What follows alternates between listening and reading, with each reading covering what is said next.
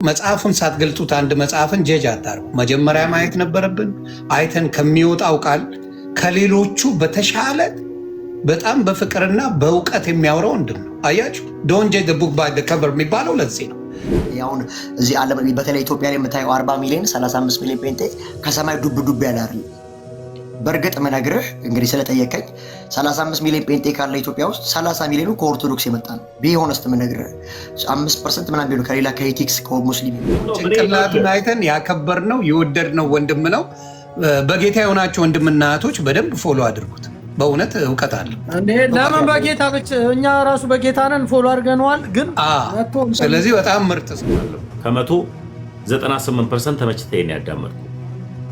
ግን ይሄንን ስናገር አንተ ፕሮቴስታንት ነኝ ኦርቶዶክስ ነኝ በትምህርት ምክንያት ተኩላ በጋ አይሆንም። እሱንም እየተጠነቀቅኩ ነው ያዳመጥኩ። ረጋ ብሎ መናገር መልስ ሊሆን አይችልም። ስለምንድን ነው ስጋ ደሙን የምትወስደው? ጸጋን ለመካፈል አጠር ያለች መልስ። ጸጋን መካፈል ከሆነ በመዳ በማመን ጸጋን ተካፍለሃል። እንደገና ደግሞ ጸጋስ ማለት ምንድን ነው? 2-3 ጊዜ ጸጋ አለ ወይ? ለምንድን ነው ስጋ ደሙን የምትወስደው? እና እሱ የሱን ጸጋ ነገርን ይዘልኝ እንድትሄድ ነው የምፈልገው። ጥሩ መናገር ጥሩ መልስ ሊሆን ስለማይችል ኦሪየንታልና የግብፅ ኦርቶዶክስና ኦሪየንታል እኮ በዚህ በሁለት አካል በአንድ ባህሪ እኮ አይገናኙም። ሲጀመር ወደዛ እንሂድ ከተባለ እንዴት አንድ አካል ሁለት ባህሪ እና አንድ አካል አንድ ባህሪ ስላለ ጀስት ያ ሊገርማቸው ይችላል እኮ። አንተ አንድ አካል ሁለት ባህሪ ብለን የምታምነው አሁንም ይኸውልህ ወደ ምን ብለን ነው አሁን ወይ መስመር አስያስቆለለተሙ ጋሊብ ይሻል ነበር። ፍርድን እንደሚቀበል ዕዳ እንደሚሆንብኝ ጌታ ኢየሱስ ተናግሯል። ስለዚህ ዕዳው ካለብኝ ለምን ዕዳው ኖረ? ትርጉም ከሌለው መታሰቢያ ከሆነ ለምን ፍርድ አስፈለገው? ዕዳ እንዴት ሊሆን ቻለ? እስቲ አንዴ ሀሳቡን ይጨርስ። እዚህ ጋር ነው የክርስቶስ ኢየሱስ ሰው ሆኖ መምጣቱ ትልቁ ሚስጥር። ይሄ ትምህርት ነዋ። ገባኝ። ምን ሆነ መሰለህ? አንዴ ሰዎች ነውና ይኸውልህ፣ ቆይ ጥሩ ነገር የሚሆነው ምን መሰለህ? ነገርን አዳምጦ እህልን አላምጦ አይደል? እስኪመጣ ድረስ ሞቱን ትናገራላችሁ። ሞቱን የምናውጅበት አቅምና ሞገስ መንፈስ እግዚአብሔር በሳክራመንት በኩል ይሰጣል። እኛ ማናምነው በሳክራመንት በኩል የዘላለም ሕይወት አለ ብለን ነው ማናምነው እንጂ በሳክራመንት በኩል ጸጋ አለ። ሞት እሱ እስኪመጣ ድረስ ስለ ሞቱ እንሰብካለን፣ እንናገራለን።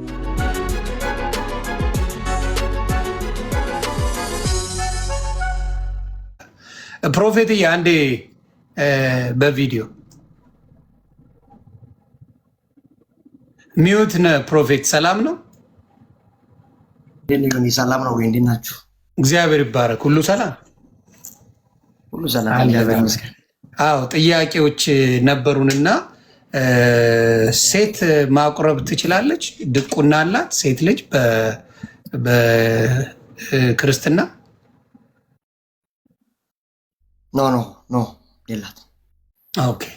ከየትኛው ነው ወንድማችን? አንተ ማለት ሉተራውያን አሉ። ቆይ ተሙሻ ያውራችሁ። ይቅርታ ከተሙ ጋር ተባረክ። ሰላም ፕሮፌት፣ እንዴት ነህ? የእግዚአብሔር ሰው ሰላም ብያለሁ።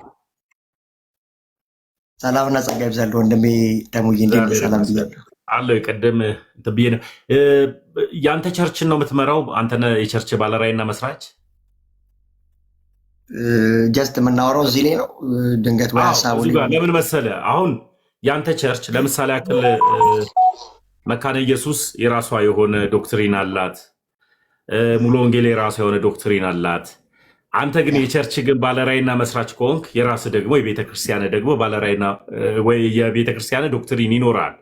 ለምሳሌ ያክል በአንተ ቤተክርስቲያን ሕግ መሰረት ሴት ዲያቆን አይኖርም፣ ሴት ስጋና ደም ሰጪ ላይኖር ይችላል ብለህ የራስህን መብት ስለሆነ በካውንስል ውስጥ የራስህን ዶክትሪን ይዘህ መንቀሳቀስ ስለምትችል ለዛም ነው የአንተ ኦልሞስት አንተ የምታገለግልበት ቸርች ባለራዕይና መስራቹ አንተ ነህ ለቸርች? ቢሆነስትሊ ስፒኪንግ ጀስት እኔ እውነቱን ንገረኝ ካልከኝ የማገለግለው የነበረው ሙሉ ወንጌል ቸርች ነው። በጣም በቅርብ ደግሞ ያው ጌታ ያው ሁላችንም ወንጌላው እንደዚህ ባለራዕይ ምናምን የሚለው ሲጀመር ፍሮም ዘ ቢጊኒንግ ልክ አይደለም። ባለራዕይ የሚባል ታሪክ የለም ሲጀመር ፍሮም ዘ ቢጊኒንግ። ግን ተልእኮ አንድ ነው፣ ራእዩ አንድ ነው። ሲጀመር ያሁን ወጥቶ ባለ ራእይ ምናምን ሲል እንደዛ አይደለም። በዚያ አላምንም እኔ። ጌታ ኢየሱስ በመጨረሻው በማቴዎስ ወንጌል ምዕራፍ 8 ላይ ተልእኮ ለሁላችንም ሰጥቶናል። ሂዱ ወደ ዓለም ሁሉ ወንጌልን ስበኩ ይላል። በዛ ሜንሽን ለእግዚአብሔር ወንጌል ነው ቤተክርስቲያን የምንተክለው ስታብሊሽ ብናደርገው እንጂ ባለ ራእይ የሆነ ሰንበዲ የሚጀምረው ራእይ የለም በክርስትና ላይ ባዘወይ የተጀመረውን ቪዥን ጌታ ኢየሱስ ሰጥቶ ሄደውን ቪዥን ለማስቀጠል እንደ አንድ አካል ሆኖ ለመቀጠል ነው። በዛ ምክንያት ያው በቅርብ ብዙም ባይቆይም እስከ ቤተክርስቲያን ጸልዩልኝ መንገዴን እንትን ብሎ ባርከውኝ ወጥቼ ስታብሊሽድ አድርጌያለሁ።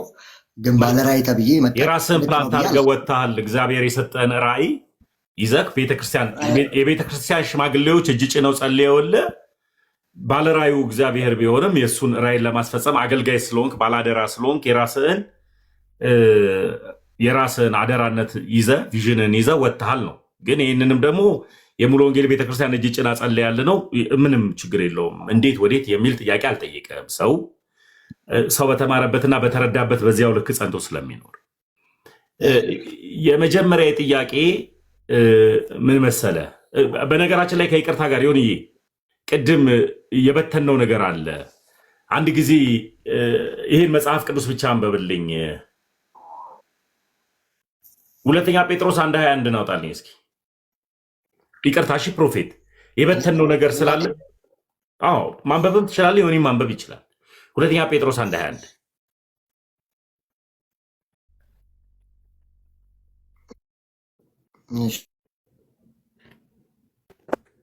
እሺ። ሁለተኛ ጴጥሮስ 1:21 ምን ይላል? ትንቢት ከቶ በሰው ፍቃድ አልመጣምና ዳሩ ግን በእግዚአብሔር ተልከው ቅዱሳን ሰዎች በመንፈስ ቅዱስ ተነድተው ይናገሩ ይላል። ደግመዋለሁ። ስለዚህ ይህ ማለት የእግዚአብሔርን ቃልን ነው የሚናገሩት። ትንቢት ከሰው ትንቢት ከቶ በሰው ፍቃድ አልመጣምና በሰው ፍቃድ አልመጣም ትንቢት። ዳሩ ግን በእግዚአብሔር ተልከው ቅዱሳን ሰዎች በመንፈስ ቅዱስ ተነድተው ተናገሩ ይላል። አይ ቅድም ላይ የራሳቸውን ሀሳብ የራሳቸውን እኔ ነብይ ነኝ እያሉ ወይም እንትን እያሉ የተናገሩበት ሳይሆን የእግዚአብሔርን ሀሳብና የእግዚአብሔር ቃልን የተናገሩት። ትንቢት ማለት የእግዚአብሔር ቃል ማለት ነው ትርጓሜው። እሱን ሰዎች መያዝ ስላለባቸው ነው። ቅድም ላይ ከተወራው አንጻር እኔ ቅድም ላይ ከወንድማችን ጋር እያወራን የነበረው ፕሮፌት ምንድን ነው አንድ ቪዲዮ አሳየዋቸው። ለአንተ ሊመጥን ላይመጥን ይችላል፣ አላሳየህም ለሚባል ቸርች ትመራለህ፣ ደግሞ በስርህ ደግሞ የምትመራቸው ሰዎች አሉ። ቅድም ላይ ሳሳይ ሴት ልጆች ዲያቆናት ሆነው የክርስቶስ ኢየሱስን ስጋና ደም በትሪ ይሰጣሉ፣ ያደርሳሉ። እና ይህ መጽሐፍ ቅዱሳዊ ነው ወይ? በመጽሐፍ ቅዱስ ሴት ልጅ የክርስቶስ ኢየሱስን ስጋና ደም መስጠት ትችላለች ወይ? ደሞስ የሰጠችውንም ስጋና ደም አዘጋጁስ አካል ማን ነው? ራሷ ሴቷ ናት ወይስ ደግሞ ሌላ አዘጋጅ አካል አለ ወይ? እንደ ፔንቴኮስታል ነው ብዬ አስባለሁ። ከሙሉ ወንጌል ስለወጣ አሁንም የፔንቴኮስታልን ነው ይመጣው። ስለዚህ ይመለከታል ይህ ቶፒክ እና ይዘ የወጣ የምታዘጋጀው አስማን ናት ወይስ የሚያዘጋጀው ማን ነው? ያንን ስጋና ደም የሚል ነው ለሚባል ፕሮቴስታንቶች መጽሐፍ ቅዱስ ብቻ ብለው የሚማሩና የሚያስተምሩ ስለሆነ ከመጽሐፍ ቅዱስ ጥቅስ ኖሮ በአግባቡ መማማር የምንችልበት ነገር ካለ የሚል ነው። ከልብ አመሰግናለሁ ፕሮፌት፣ ቀጥል። እሺ ተሙዬ ጃፒ ዮኒ። እሺ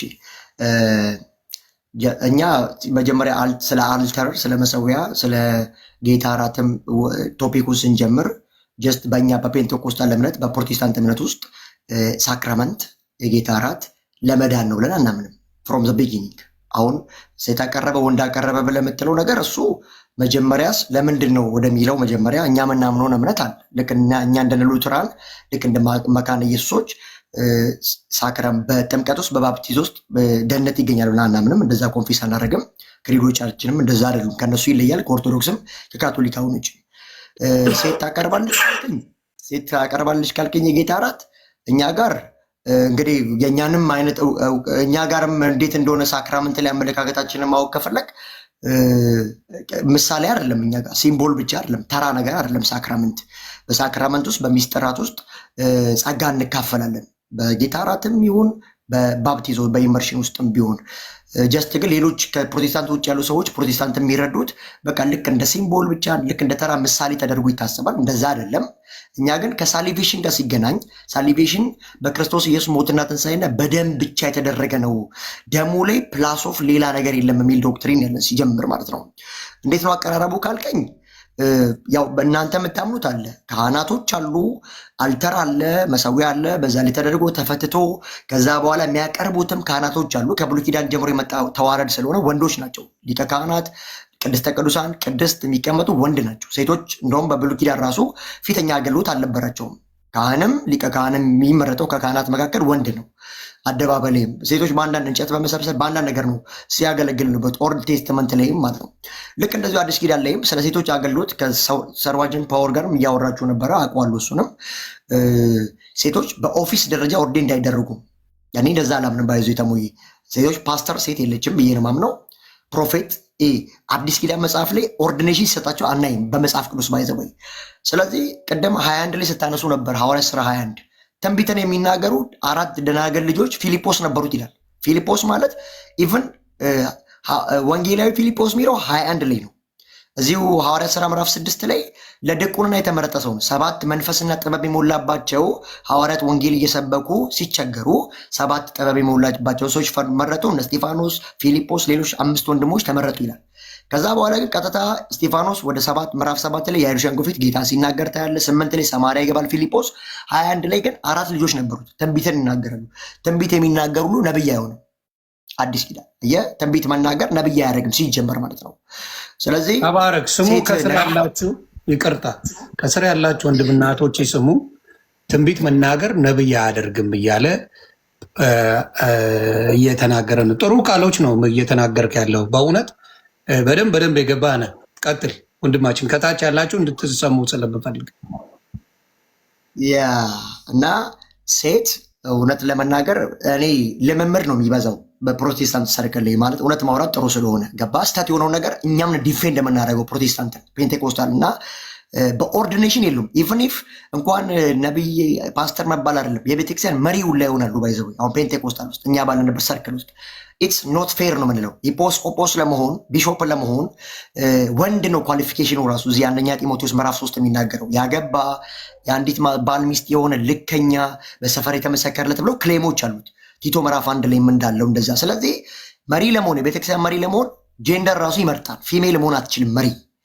በኦርዲኔሽን ደረጃ ራሱ እኛ አሁን ሐዋርያ አለ ስንል አለ ብለን እናምናለን። ግን 4 አይነት ሐዋርያነት አለ ብለን የምናምነው ጌታ ኢየሱስን መጽሐፍ ቅዱስ ዕብራውያን ምዕራፍ 3 ቁጥር 1 ላይ ሐዋርያ ይለዋል። ተልኮ የመጣ ስለሆነ የሚሄድ ስለሆነ። ሌሎቹ የበጎ ሐዋርያት ናቸው። 3ኛው ጳውሎስ የአሕዛብ ሐዋርያ ነው። 4ኛ ግን እነ እስጢፋኖስ እነ ማነው 14 ላይ ነበረው በርናባስ እነ ይሁዳና ሲላስ ጢሞቴዎስ ሐዋርያ የሚል መጠሪያ አግኝተዋል። 4ኛ እነሱ ናቸው ብለን እናምናለን። አሁን ያሉት ግን ወንጌል ከመትከል አንግል ምናምን እንጂ ራሳቸውን ከነ ጳውሎስ ከበጎ ሐዋርያት ጋር ሐዋርያት ብለው ሲለጥፉ ከነዛ ጋር እኩል አድርገው ካሰቡ ልክ አይደለም። ነብይም ሲመጣ ልክ እንደዚሁ ነው። አሁን እኔ ፕሮፌቲካል ዳይሜንሽን ልክ እንደ ጄርሚያስ አይደለም፣ ልክ እንደ ኦልድ ቴስትመንት ላይ እንዳሉት አይደለም። 3 አይነት ነብይነት አለ ብለን እኛ ምናምነው በመጽሐፍ ቅዱስ። የብሉይ ኪዳን ነቢያቶች አሉ። እነዚህ መጽሐፍ የጻፉ ናቸው። መጽሐፋቸው ትንቢታቸው ከዘመናት በኋላ ከ700 ዓመት በኋላ ኢሳያስ ተናግሮ ከ700 ዓመት በኋላ ድንግል ጸንሳ ወንድ ልጅ ወልዳ የተፈጸመለት ነው ማለት ካኖን ሆኖ ባይብል ውስጥ የገባላቸው ናቸው የብሉይ ኪዳን ነቢያቶች። አዲስ ኪዳን ላይ ደግሞ ከሐዋርያት ጋር መሰረት የጣሉ ነቢያቶች አሉ። አሁን ደግሞ ያለው ነብይነት ጸጋ ብለን የምናምነው ለቤተ ክርስቲያን ለአካሉ መታነጽ ነው እንጂ 67ኛ መጽሐፍ ቅዱስ የሚጽፍ ነብይ የለም፣ የሚጽፍ ሐዋርያ የለም በዚህ ዘመን ምነግራችሁ። እና እንደዚህ አይነት ከፋፍልን ነው ኦፊሶች አሉ ስልን ራሱ ምንለው ማለት ነው። ያው እንግዲህ በካቶሊክ እና በኦርቶዶክስ ተተክቷል ነው የሚለው የብሉይ ኪዳን ነብይነት በሐዋርያነት ተተክቶ፣ አሁን ደግሞ በሌላ የራሳቸው እነሱ ስነ አፈታት አላቸው። ሌላው ሴት ልጅ ዋናው ክሌሙ እሱ ስለሆነ ሴት ልጅ በየትኛውም ኦፊስ ውስጥ አዲስ ኪዳን ላይ በተለይ ኦርዴንድ ስትደረግ አላየንም። መሪም በል ፓስተርም በል ሐዋርያም በል አስተማሪ በተአምር ነው። ይህ ማለት ግን እግዚአብሔር ሴትና ወንድን እያለያየ ነው ብለው የሚፈቱ ሰዎች አሉ። ኖ ከመዳን አንግል ከእግዚአብሔር ዘንድ ባለ በረከት ኤቭሪቲንግ ሴትና ወንድ እኩል ናቸው። ጨዋ የለም በአዲስ ኪዳን፣ ባሪያ የለም፣ ሴት የለም፣ ወንድ የለም፣ አረማዊ የለም፣ ግሪካዊ የለም፣ ሁሉም በክርስቶስ ኢየሱስ አንድ ናቸው ይላል መጽሐፍ ቅዱስ ሲናገር። ከምን አንግል? ከቦርን አጌንነት አንግል፣ ክርስቶስ ለሴትም ለወንድም ለሁሉም ለፍጥረት ሁሉ ነው የሞተው። ከዚያን ግን እኩል ነን። በቤተ ክርስቲያን ውስጥ ግን ከጾታ ጀምሮ ለወንድና ለሴት እግዚአብሔር የአገልግሎት ፓሽን አስቀምጧል ራሱ እግዚአብሔር።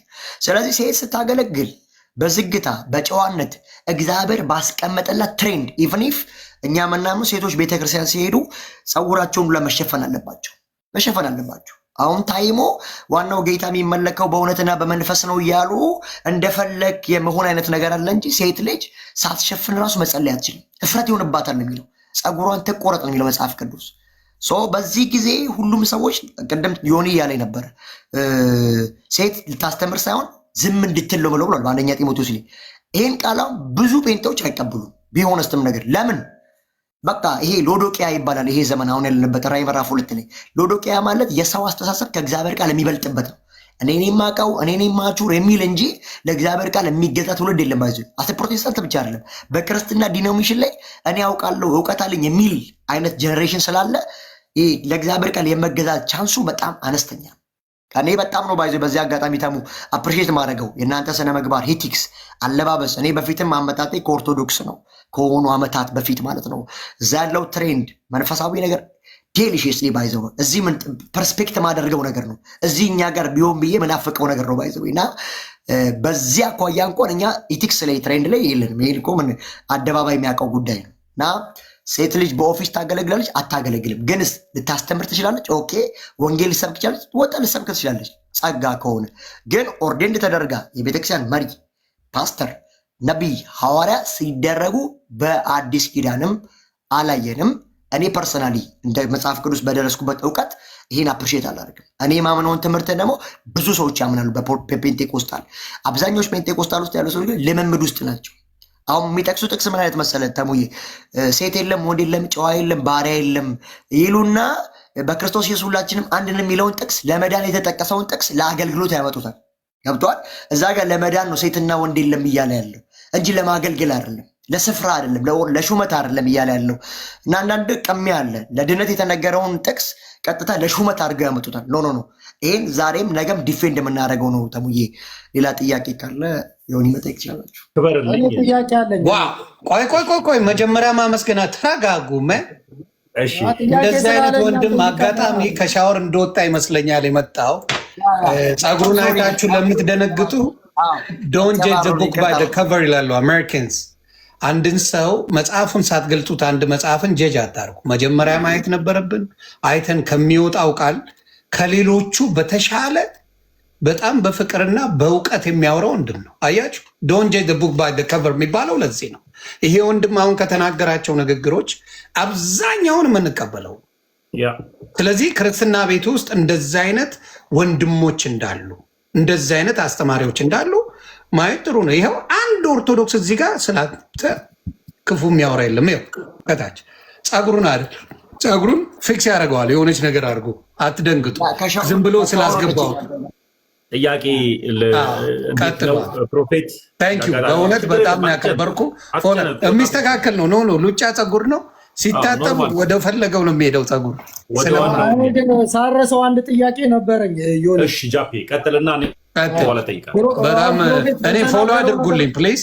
ከዚህ አይነት ክርስትና በጥሩ ከሚያስተምሩ ሰዎች አንዳንድ ነገር በደንብ ትረዳላችሁ። ነው በጣም የገባው ፕሮፌት ነው። እኔ አንድ ጥያቄ የሆነብኝ ልንገር ዮኒ፣ ጥያቄ የሆነብኝ ምንድነው እኛ ቤትም እንደ ኦርቶዶክሶች ቢሆኑ እመኛለሁ አለና እንደዛ ከሆነ ታዲያ አንተ አንድ ወንድሜ እንደዛ ከሆነ ለምንድን ነው ታዲያ ኦርቶዶክስ መሆን የከበደ? እና እዛ ኦርቶዶክስ ጋር ያሉት ሰዎች እኛ ቤት እንደዛ ቢሆኑ ደስ ይለኛል የሚለውን ነገር እንደው አጠር አድርገህ ብታብራራለን። ጥያቄ ጭንቅላቴ ስለፈጠረ እሱንማ ቅድም ስለ ትምህርቱ ሲነግርህ አልሰማሁም ማለት ነው። አየህ ሰምቼዋለሁ አይደለም። እሱ ያለው ምን መሰለህ፣ አንዳንድ ትምህርቶች ላይ ያለው ልዩነት አለ። እውነትም ሁሉ ነገሩ ይነግራል። እንደዛ ቢሆኑ ደስ ይለኛል አልክ እና ይህንን ነገር እንደው እንዴት ታዲያ ለምንድን ነው የከበደ ታዲያ አንተ መሆን እዛ ጋር? እሺ ጃፓ አመሰግናለሁ። ያን ያልኩበት ምክንያት ከኤቲክስ አንግል ነው። እዛ ነበርኩ ባውንደሪ ብያለሁ። አሁን እዚህ ዓለም በተለይ ኢትዮጵያ ላይ የምታየው 40 ሚሊዮን 35 ሚሊዮን ፔንቴ ከሰማይ ዱብ ዱብ ያለ አይደለም።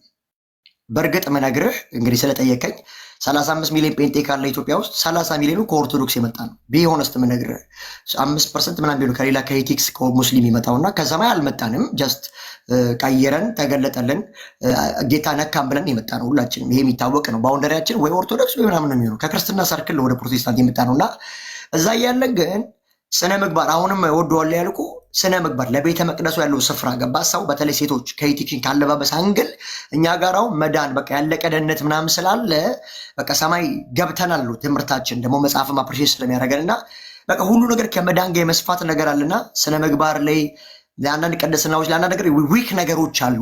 ገብቷል ፐርስፔክቲቬ። እናንተ ጋር ግን ሰዎች ስፍራው መንፈሳዊ በረከት እንዳለበት ራሱ ስለሚታወቅ ሰዎች ሴቶች በተለይ ኤክሴፕሽናል ቀሚስ ይለብሳሉ፣ ነጠላ ያደርጋሉ። ኢትስ ዴሊሽስ በቃ ይሄ ኢንተረስትድ ነው። ይሄን አፕሪሼት አድርጎ አለማለፍ እንደ አንድ መንፈሳዊ ሰው የሆነ በጣም ከባድ ነው። ገብተዋል። ቢያንስ እኔ አሁን ማላምነው ቅድም እንዳልኩ ለምንድን ነው ማትሆነው ካልከኝ እኔ ደህንነት የተፈጸመ እንጂ ገና ይፈጸማል ብዬ ማምን ሰው ስላልሆንኩ እኔ አሁን በእኔ መረዳት በተለይ በማዘጋጃቸው መጽሐፎች ምናምን 500 ጥቅሶች አሉኝ መዳን በእምነት እንደሆነ የሰራኋቸው። መዳን በእምነት በስራ ሳይሆን በእምነት እና ለምንድን ነው ማትሆን ኦርቶዶክስ ካልክ ኦርቶዶክስ 5 ሚስጥራቶች አሏት። ገብቷል። ሳክራመንቶች አሉ። በሳክራመንት ደረጃ በባፕቲዞ እንኳን ብንስማማ ያመነ የተጠመቀ ይድናል እንኳን በሚል ጥቅስ ብንስማማ እሺ መጠመቅ አንዴ ነው። ሰው አሁን ያምናለው ከዛ ተጠመቃል ድናለው ብዬ እሺ የተረጋገጠ ደህንነት ሊኖረኝ ይችላል በክርስትና። አሁን ከተጠመቅኩም በኋላ ገና ሳክራመንት አለ፣ የጌታ እራት ቁርባን አለ።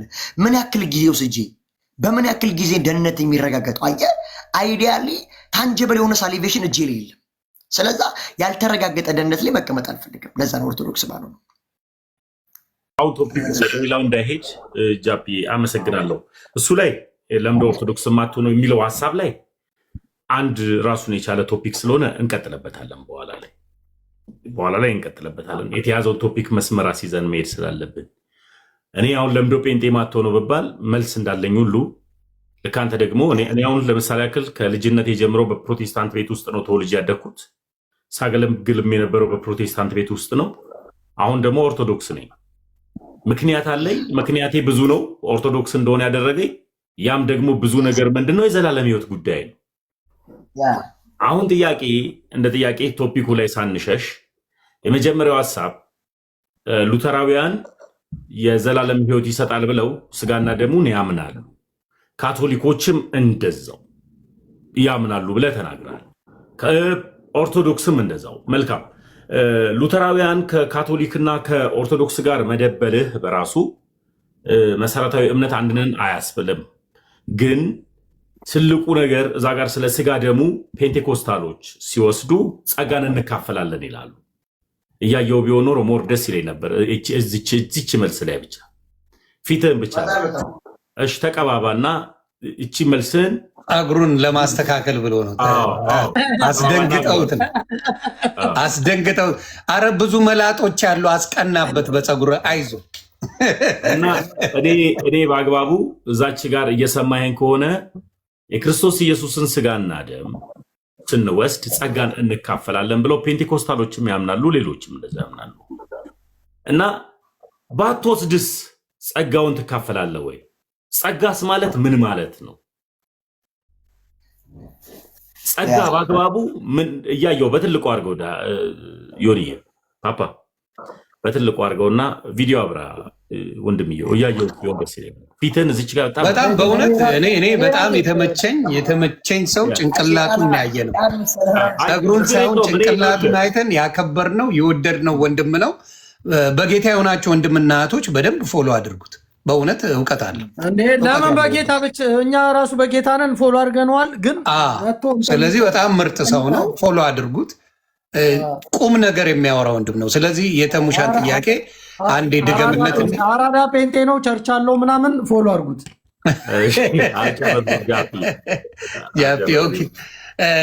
ተሙሻ ጥያቄውን ሰምተዋል? አልጨረስኩም ጥያቄ። የመጀመሪያው ጉዳይ ፕሮፌት ሚኪያስ እንድትይዘው የፈለግኩት ነገር ወረቀት እንደኔ ይዘህ እየጻፍክ ከሆነ እየጻፈ ነው። ለዛ ነው ስማርት እየጻፈ ነው። እንደ ጥቅስ እያወጣው ነው።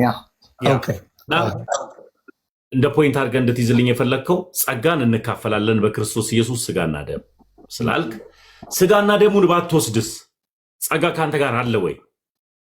ለምንስ ስጋና ደሙን ወሰድክ? ስጋና ደሙን የምትወስደው ጸጋን ለመካፈል ከሆነ ባትካፈለው ያ ጸጋ ከአንተ ጋር አይኖርም ወይ የሚለውን ሐሳብ በመጽሐፍ ቅዱስም ደግሞ ባለህም እውነትም አሁን እስካሁን ድረስ አምጣ መጽሐፍ ቅዱስ አምጣ እያልን የምንጫዋጫውበት አይደለም። ከ198% ተመችተኝ ያዳመጥኩ 2% ድንገት እችኛው ሐሳብ ካልሆነች በቀር ግን ይህንን ስናገር አንተ ፕሮቴስታንት ነኝ ኦርቶዶክስ ነኝ በትምህርት ምክንያት ተኩላ በግ አይሆንም። እሱንም እየተጠነቀቅኩ ነው ያዳመጥኩ። ጎሄድ አንሳ።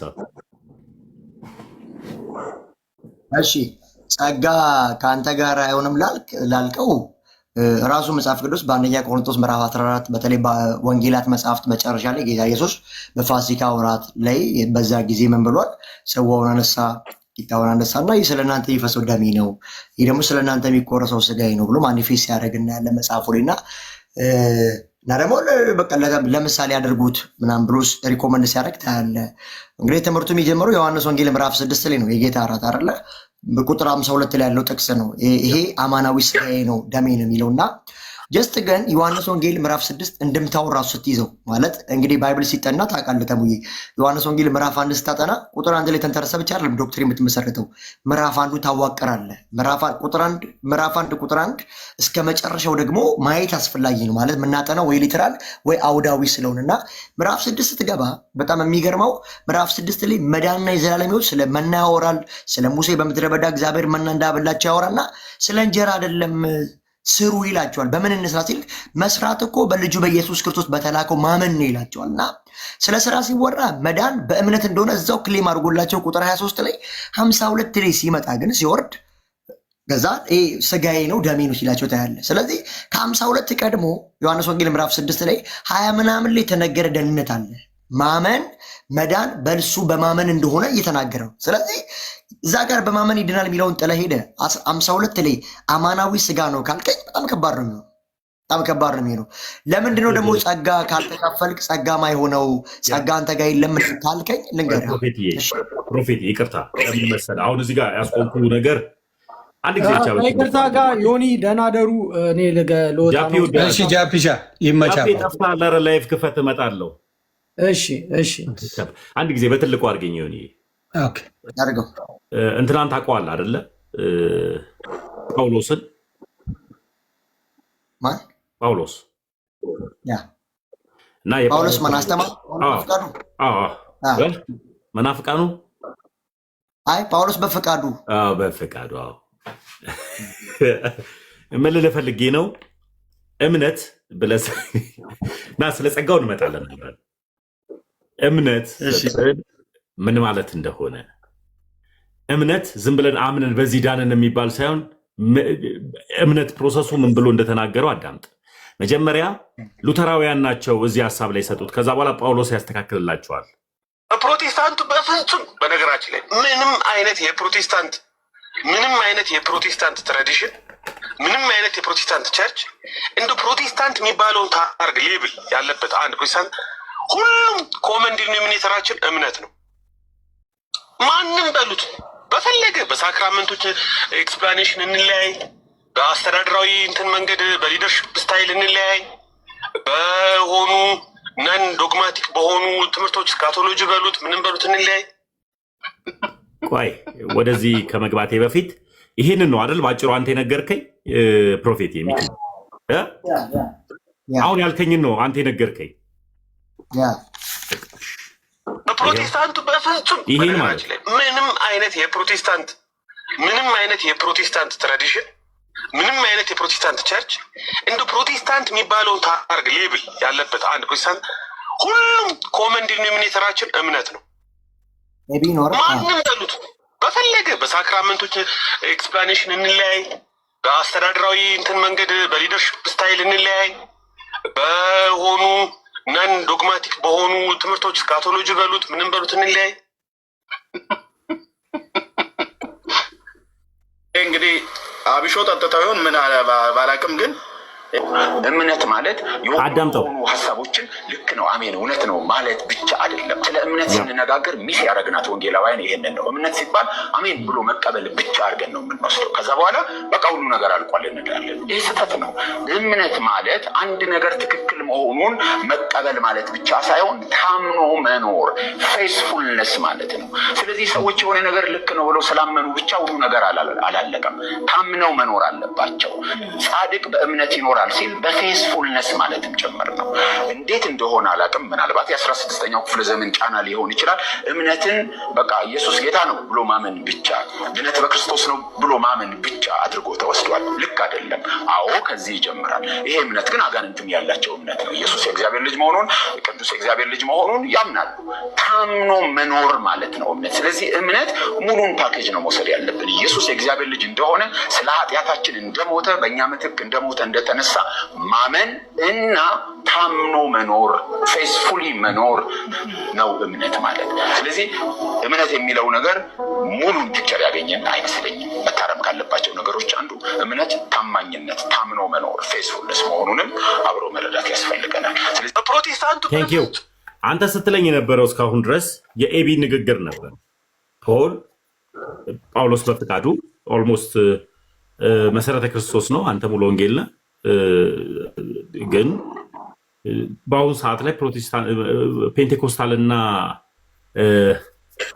አርሜኒያ ወይም ደግሞ ሜኖናይት እንዲህ ተጋብተዋል ብዬ አስባለሁ። አሁን ላይ ትምህርትም ሼር እየተደራረጉ ስለሆነ እሱ የአርሜኒ ፕሮቴስታንት ከሜኖናይት የወጣቸው የመሰረተ ክርስቶስ ልጅም ቢሆን ማለት ነው። እምነት ምን ማለት እንደሆነ በአግባቡ ፈቶታል። ገብቶሃል? አንተ ግን እምነት ነው እንዳልክ በእምነት ጸጋን ተካፍለ ከሆነ ስለምንድን ነው የክርስቶስ ኢየሱስን ስጋና ደም የምትወስደው? 2 ጸጋ አለ፣ 3 ጸጋ አለ፣ 4 ጸጋ አለ። ጸጋስ ማለት ምንድን ነው? እሱም በአግባቡ መለስ አድርገ ፍታልኝ። በትልቁ አድርገው እንደምየው። እሺ እንግዲህ አሁን የእኛን ፐርስፔክቲቭ እና የእኛን መረዳት የእኛን እምነት ነው የጠይቀን ያለው።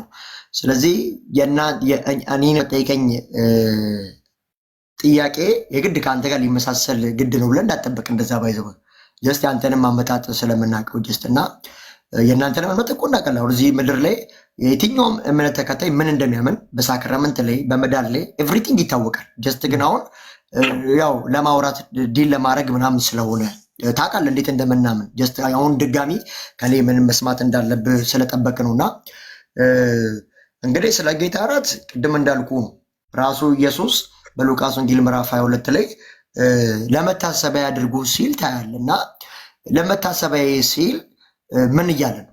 መታሰቢያ ማለት መታሰቢያ ነው። አየህ እኔ እንዳልኩ እንደ አንድ ቸርች ሪፎርመሮች እንደ ቸርች ፋደርሶች አንዳንድ ሰዓቱ አሉ አይደለ? እኛ ባይዘው ቸርች ፋደርስ እኮ ማንቀበል አይደለም። ሶላ ስክሪፕቸራ ስንሆን ሶላ ፊዴ ሶላ ግራቻ ሶላ ስክሪፕቸራ ስንል አምልኮ ለእግዚአብሔር ብቻ፣ ጸጋ ብቻ፣ መጽሐፍ ቅዱስ ብቻ ብለን ስናስተምር ያን ሶላዎች 5ቱ ሶላዎች ስንቀበል አባቶችን ያልተመረኮዘ አይደለም። ግን ሙሉ አባቶች ልክ ናቸው ብለን ነው ማናምነው። ባይዘው ኢራኔስም ይሁን ጆንግሊም ይሁን ዮሐንስ አፈወርቅ የሚሆኑ የትኛውም የቸርች ፋደርስ 90% 80% ጥሩ ሰርቷል። አባቶችን ሁሉ ትምህርታቸውን ኤቭሪቲንግ የመገልበስ ስራ አይደለም የምንሰራው እኛ አፕሪሼት የምናደርገው ነገር አለ፣ አግሪ እናደርጋለን። አሁን መጽሐፍ ቅዱስ እጃችን ላይ ያለ ሜዥር እናደርጋቸዋለን። ሪሎ ብለን የምናስበውን ነገር ሁሉ አክሴፕት አድርገን ነው የምናልፈው። ባይዘው ለእኛም አባት ናቸው ብለን የምናምነው። በዚህ አጋጣሚ ግን እነሱ ሙሉ ለሙሉ ልክ አይደሉም፣ ቶታል ዲስትሪቢዩት ሆነዋሉ ብለን እንደዛ አናምንም። ግን ደህንነት ላይ ሲመጣ ብዙ ሰዎች ከሳክራመንት ጋር ስላያዩት ይሄ ነገር ልክ አይደለም። አባቶችን የተቀመጡትን የተወሰነ ተቀብለን የተወሰነ ደግሞ መጽሐፍ ጳውሎስ ነው የሚዳኘን፣ ጴጥሮስ ምን ብሏል፣ ጳውሎስ ምን ብሏል ወደ ሚሊዮን መጣል እንጂ አባቶች በራሱ እውቀትና በራሱ ሀሳብ አሁን ዮሐንስ አፍሪካ ነበር አይደል? ትልልቅ ስራዎች ሰርቷል። ባይዚ ታውቁታላችሁ በዘመኑ እነዚህ እንግዲህ ኢራኔስ በጣም ብዙ ሰዎች ግንስ እነሱ በዛ በደረሱበት ልክ ነበር ያን ያደረጉት። ስለዚህ እነሱ ፍጹም ልክ ናቸው። እንደነ ጴጥሮስ መጽሐፍ የነሱ ንግግር የነሱ ኮሜንተሪ እንደ መጽሐፍ ቅዱስ እንቀበል ካልን አስቸጋሪ ነው። ተሙይ ነቢዩ እንደዚህ ነው። ነቢዩ እንድትረዳ የሚፈልገው እንደ ወጣትም ስለሆነ ነው እያወራን ያለ ነው። የመጀመሪያው ጥያቄ እኔ አባቶችን ትቀበላለህ አትቀበልም ይባል። ፕሮቴስታንት አባት የለውም፣ አይቀበልም። የመጀመሪያው ጉዳይ አባት የለውም። ጋዱ ዓለም ላይ ስንመጣ ለምን ቢባል ሌላ ቶፒክ ነው እሱ። ፕሮቴስታንት አምስቱ ፍልስፍናዎችን ያመጣላቸው አንድ አባት አላቸው፣ ሉተር ይባላል። ሲያመጣው ደግሞ እንዴት እንዳመጣው እንገባበታለን በኋላ ላይ። አባት የለንም አባቴ እንዲሁም እኔ ጳውሎስ ነው የሚሉ ልጆች አሉ እዚሁ ፕላትፎርም ላይ። ምን አገባኝ ከጳውሎስ ውጭ ማን እናውቃለሁ? መጽሐፍ እሺ ጳውሎስ ላይ ያለውን መጽሐፍ ቅዱስ ላይ ያለውን ማን ነገረ? መጽሐፍ ቅዱስ ማን ሰጠ ስትለው መልስ አይንም ጥርስም ግጥጥ የሚያደርጉ አሉ። ጥሩ ማውራት ጥሩ መልስ ሊሆን አይችልም፣ ጥሩ መሸወጃ ሊሆን ይችላል እንጂ ረጋ ብሎ መናገር መልስ ሊሆን አይችልም። ግን እንደ መልስ ስንመጣ ምንድነው ትልቁ ጉዳይ? ስለምንድነው ስጋ ደሙን የምትወስደው? ጸጋን ለመካፈል አጠር ያለች መልስ። ጸጋን መካፈል ከሆነ በማመን ጸጋን ተካፍለሃል። እንደገና ደግሞ ጸጋስ ማለት ምንድን ነው? 2-3 ጊዜ ጸጋ አለ ወይ? ለምንድን ነው ስጋ ደሙን የምትወስደው? እና እሱ የእሱን ጸጋ ነገርን ይዘህልኝ እንድትሄድ ነው የምፈልገው። ጥሩ መናገር ጥሩ መልስ ሊሆን ስለማይችል እኔን ባማከለ የኔን አይነት መልስ መልስልኝ የሚል ጥያቄ አይደለም። ጥያቄው እኔን ተመቸኝም አልተመቸኝም የመልስ ስህተት ሆኖ ስለማይኖር በአግባቡ እንትበለውና ከዛ በኋላ ካንተና ከሉተራውያን ማን ነው ትክክለኛ ክርስቲያን የሚለውን ደግሞ አብረን እንሄዳለን። እሺ አንደኛ ቆሮንቶስ ምዕራፍ 11 አሁን ምንድን ነው የምታገኘው በዛ ጸጋ ላልከኝ ሪዘኔን ያቀረብኩልህ ነው። ቁጥር 23 ላይ እንደዚህ ይላል። አንደኛ ቆሮንቶስ ምዕራፍ 11 ዮኒ ተከታተል ወይ ካለ እዛ ጋር አይተህ አንደኛ ቆሮንቶስ ምዕራፍ 11 ቁጥር 23 እኔ ከጌታ የተቀበልኩትን ለእናንተ አስተላልፋለሁና በመደበኛ ትርጉም ማነበው ጌታ ኢየሱስ አሳልፈው በተሰጠ በዚህኛው ነው የምታነበው አዲሱ መደበኛ ትርጉም ይሄ መጽሐፍማ እኔ ራሴ የሴጣን መጽሐፍ እኮ ብየዋለሁ። ሁሉን ችግር የለውም። ለምን መጽሐፍ በመጀመሪያ ባይብል ላይ በትክክል 54ቱ ላይ ገባ ወይም ዮኒ አንብብልን። ይሄ መጽሐፍ ለመሰለም አልቀበለው ኢየሱስን እብድ ነው ይለዋል። ድንግል የኢሳያስ ሚስት ናት ይለዋል። አብ የሥላሴ የበላይ አካል ነው ይለዋል። እሺ ዮኒ አንብብልን። ይሄ መጽሐፍን ተውና ዮኒ አንብብልን። እሺ ስንት ነው? አንደኛ ቆሮንቶስ ምዕራፍ 11 ቁጥር 24 ጀምሮ። እሺ ጌታ ኢየሱስ አልፎ በተሰጠበት በዚያች ሌሊት እንጀራን አንስቶ አመሰገነ፣ ቆርሶም እንካችሁ ብሉ፣ ይህ ስለ እናንተ የሚሆን ስጋዬ ነው፣ ይህን ለመታሰቢያ ያድርጉት አለ። እንደዚህ ከራት በኋላ ለመታሰቢያ ይያዝልኛ። እንዲሁም ከራት በኋላ ጽዋውን ደግሞ አንስቶ ይህ ጽዋ በደሜ የሚሆን አዲስ ኪዳን ነው፣ በጠጣችሁት ጊዜ ሁሉን ይህን ለመታሰቢያነት አድርጉት አለ። ይህንን እንጀራ በበላችሁ ጊዜ ሁሉ ይህንንም ጽዋ በጠጣችሁ ጊዜ ሁሉ ለጌታ እስኪመጣ ድረስ ሞቱን ትናገራላችሁና። ስለዚህ 26 እንደገመልኝ ከዛ ሁለት ቁጥር ዝቅ ብላ አንበብ። እሱን ደግመ እሺ አነበዋለሁ። እሺ 26 ደግሜ አነበዋለሁ፣ ችግር የለም። ይህንን እንጀራ በበላችሁ ጊዜ ሁሉ ይህንንም ጽዋ በጠጣችሁ ጊዜ ሁሉ ጌታ እስኪመጣ ድረስ ሞቱን ትናገራላችሁና። ያው ጸጋ ምንለውኛ ዝቅ በል ዮኒ ሁለት ቁጥር ከዛ ምን ይላል? ከዛ በኋላ ምን ይላል? አንድ ሌላ አንብበው፣ ሁሉንም ችግር የለም። ሙሉ ሀሳቡን ብንከተለው ሁለታችሁም ስትነጋገሩበት እኛም አንደርስታንድ እናደርጋለን። ከዛ ምን ይላል? ስለዚህ ሳይገባው ይላል። ስለዚህ ሳይገባው ይህንን እንጀራ የበላ ወይም የጌታን ጽዋ የጠጣ ሁሉ የጌታ ስጋና ደም ዕዳ አለበት። ሳይገባው የበላ ስለዚህ ጸጋ ካለ አሁን ጸጋ ካለ ዝቅ ብለም ደግሞ አንብበው። ብዙ ነገር አለው። ትክክል ነው። እሺ ሰው ምን ይላል እዚህ ጋር?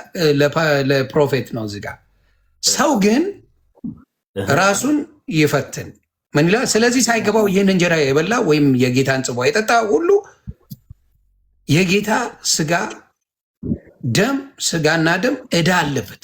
ከዛ ምን ይላል? ሰው ግን ራሱን ይፈትን፣ እንዲሁም ከእንጀራው ይብላ ከጽዋ ይጠጣ። ሳይገባው የሚበላና የሚጠጣ የጌታን ስጋ ስለማይለይ ለእርሱ ፍርድ ይበላልና ይጠጣልምና ይላል።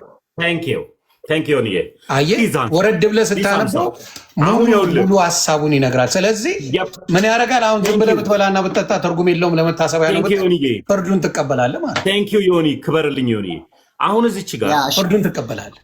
ቆይ እኮ አሁን እዚች ጋር ፕሮፌት አንተን ያመጣኸው እኔ ያላመጣሁትም ጥቅሱ ስታመጣው ሐሳቡን እንጨርሰው ነው። አንተ የክርስቶስ ኢየሱስን ስጋና ደም ስትበላ ጸጋን ትካፈላለህ፣ በእምነትም ጸጋን ተካፍለሃል። ልክ ጳውሎስ እንዳለው አይደለም አንተ ኢየሱስ ጌታ ነው ሲባል አሜን ብሎ እንደማመን ያመንከው። ይህንን እምነት ጸጋ ከተካፈልክበት ስለምንድን ነው የክርስቶስ ኢየሱስን ስጋና ደም የምትበላው? ስንት አይነት ጸጋ አለ። አሁን ምርጥ በመናገር አንሸውድም። በቅድም ምን ብያለሁ መሰለ? በትምህርት መምጣት ተኩላ በግ አይሆንም። ተኩላ ነው። በቃ አለቀ።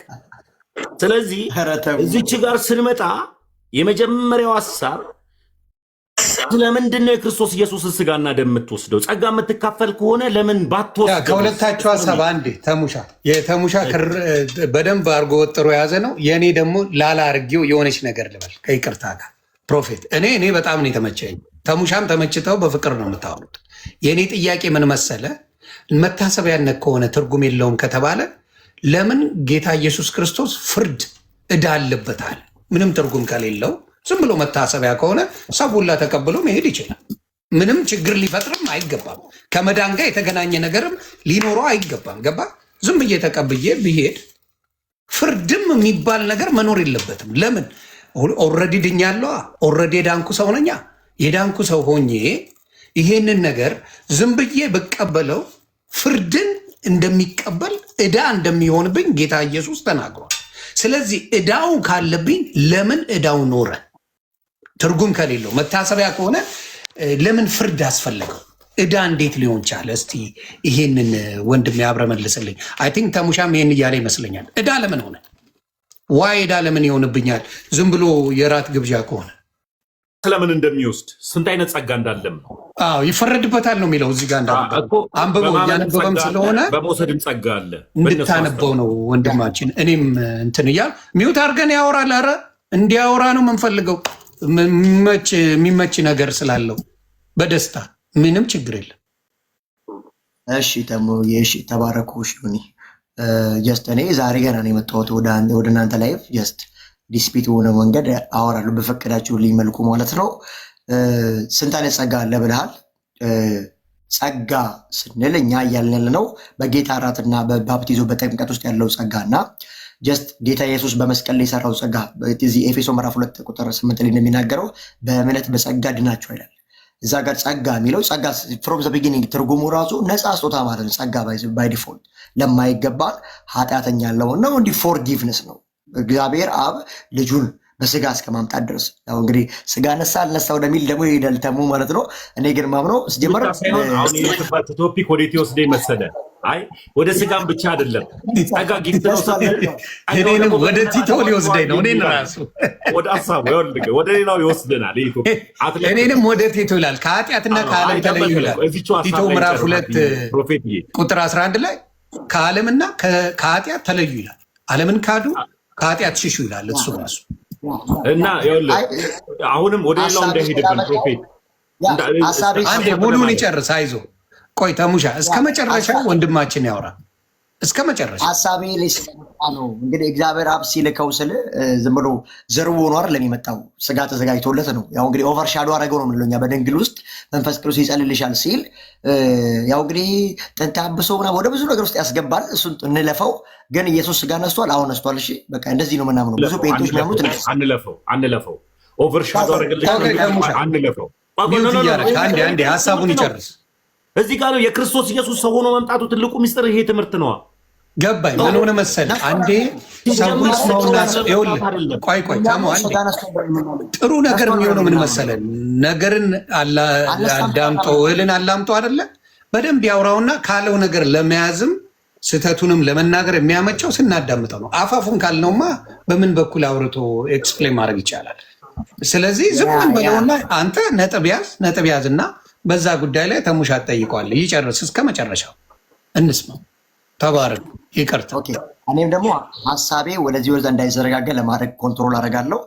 የተጠየቁት ጸጋ ነው። ስንት አይነት ጸጋ አለ የሚለው አሁን ቀደም እንዳልኳችሁ እግዚአብሔር አብ አንድያ ልጁን የላከበት አንዱ ምክንያቱ ያው በደለኛ ኃጢአተኞች ችለው ማይሰሩትን በልጁ መስቀሉ በኩል መጽሐፍም ሲናገር የገዛ ክንዴ መዳን አመጣ ይላልና ጸጋ ብለን ፕሮቴስታንት የምናምነው ይሄ በነፃ ስጦታ ማለት ፎርጊቭነስ ስለሆነ ጸጋ ለኃጢአተኛው ሰው የሚቆጠር በዚህ በሁለተኛ ቆሮንቶስ ምዕራፍ 5 ቁጥር 18 ላይ እኛ ይላል በእርሱ ሆነን የእግዚአብሔር ጽድቅ እንሆን ዘንድ ኃጢአት ያላወቀውን ስለኛ ኃጢአት አደረገው ይላል። ስለዚህ ጸጋው ምንድን ነው ሲባል በጸጋ በእምነት ድነናል ብለን ስናምን እኛ የኃጢአት ባሮች ነበርን።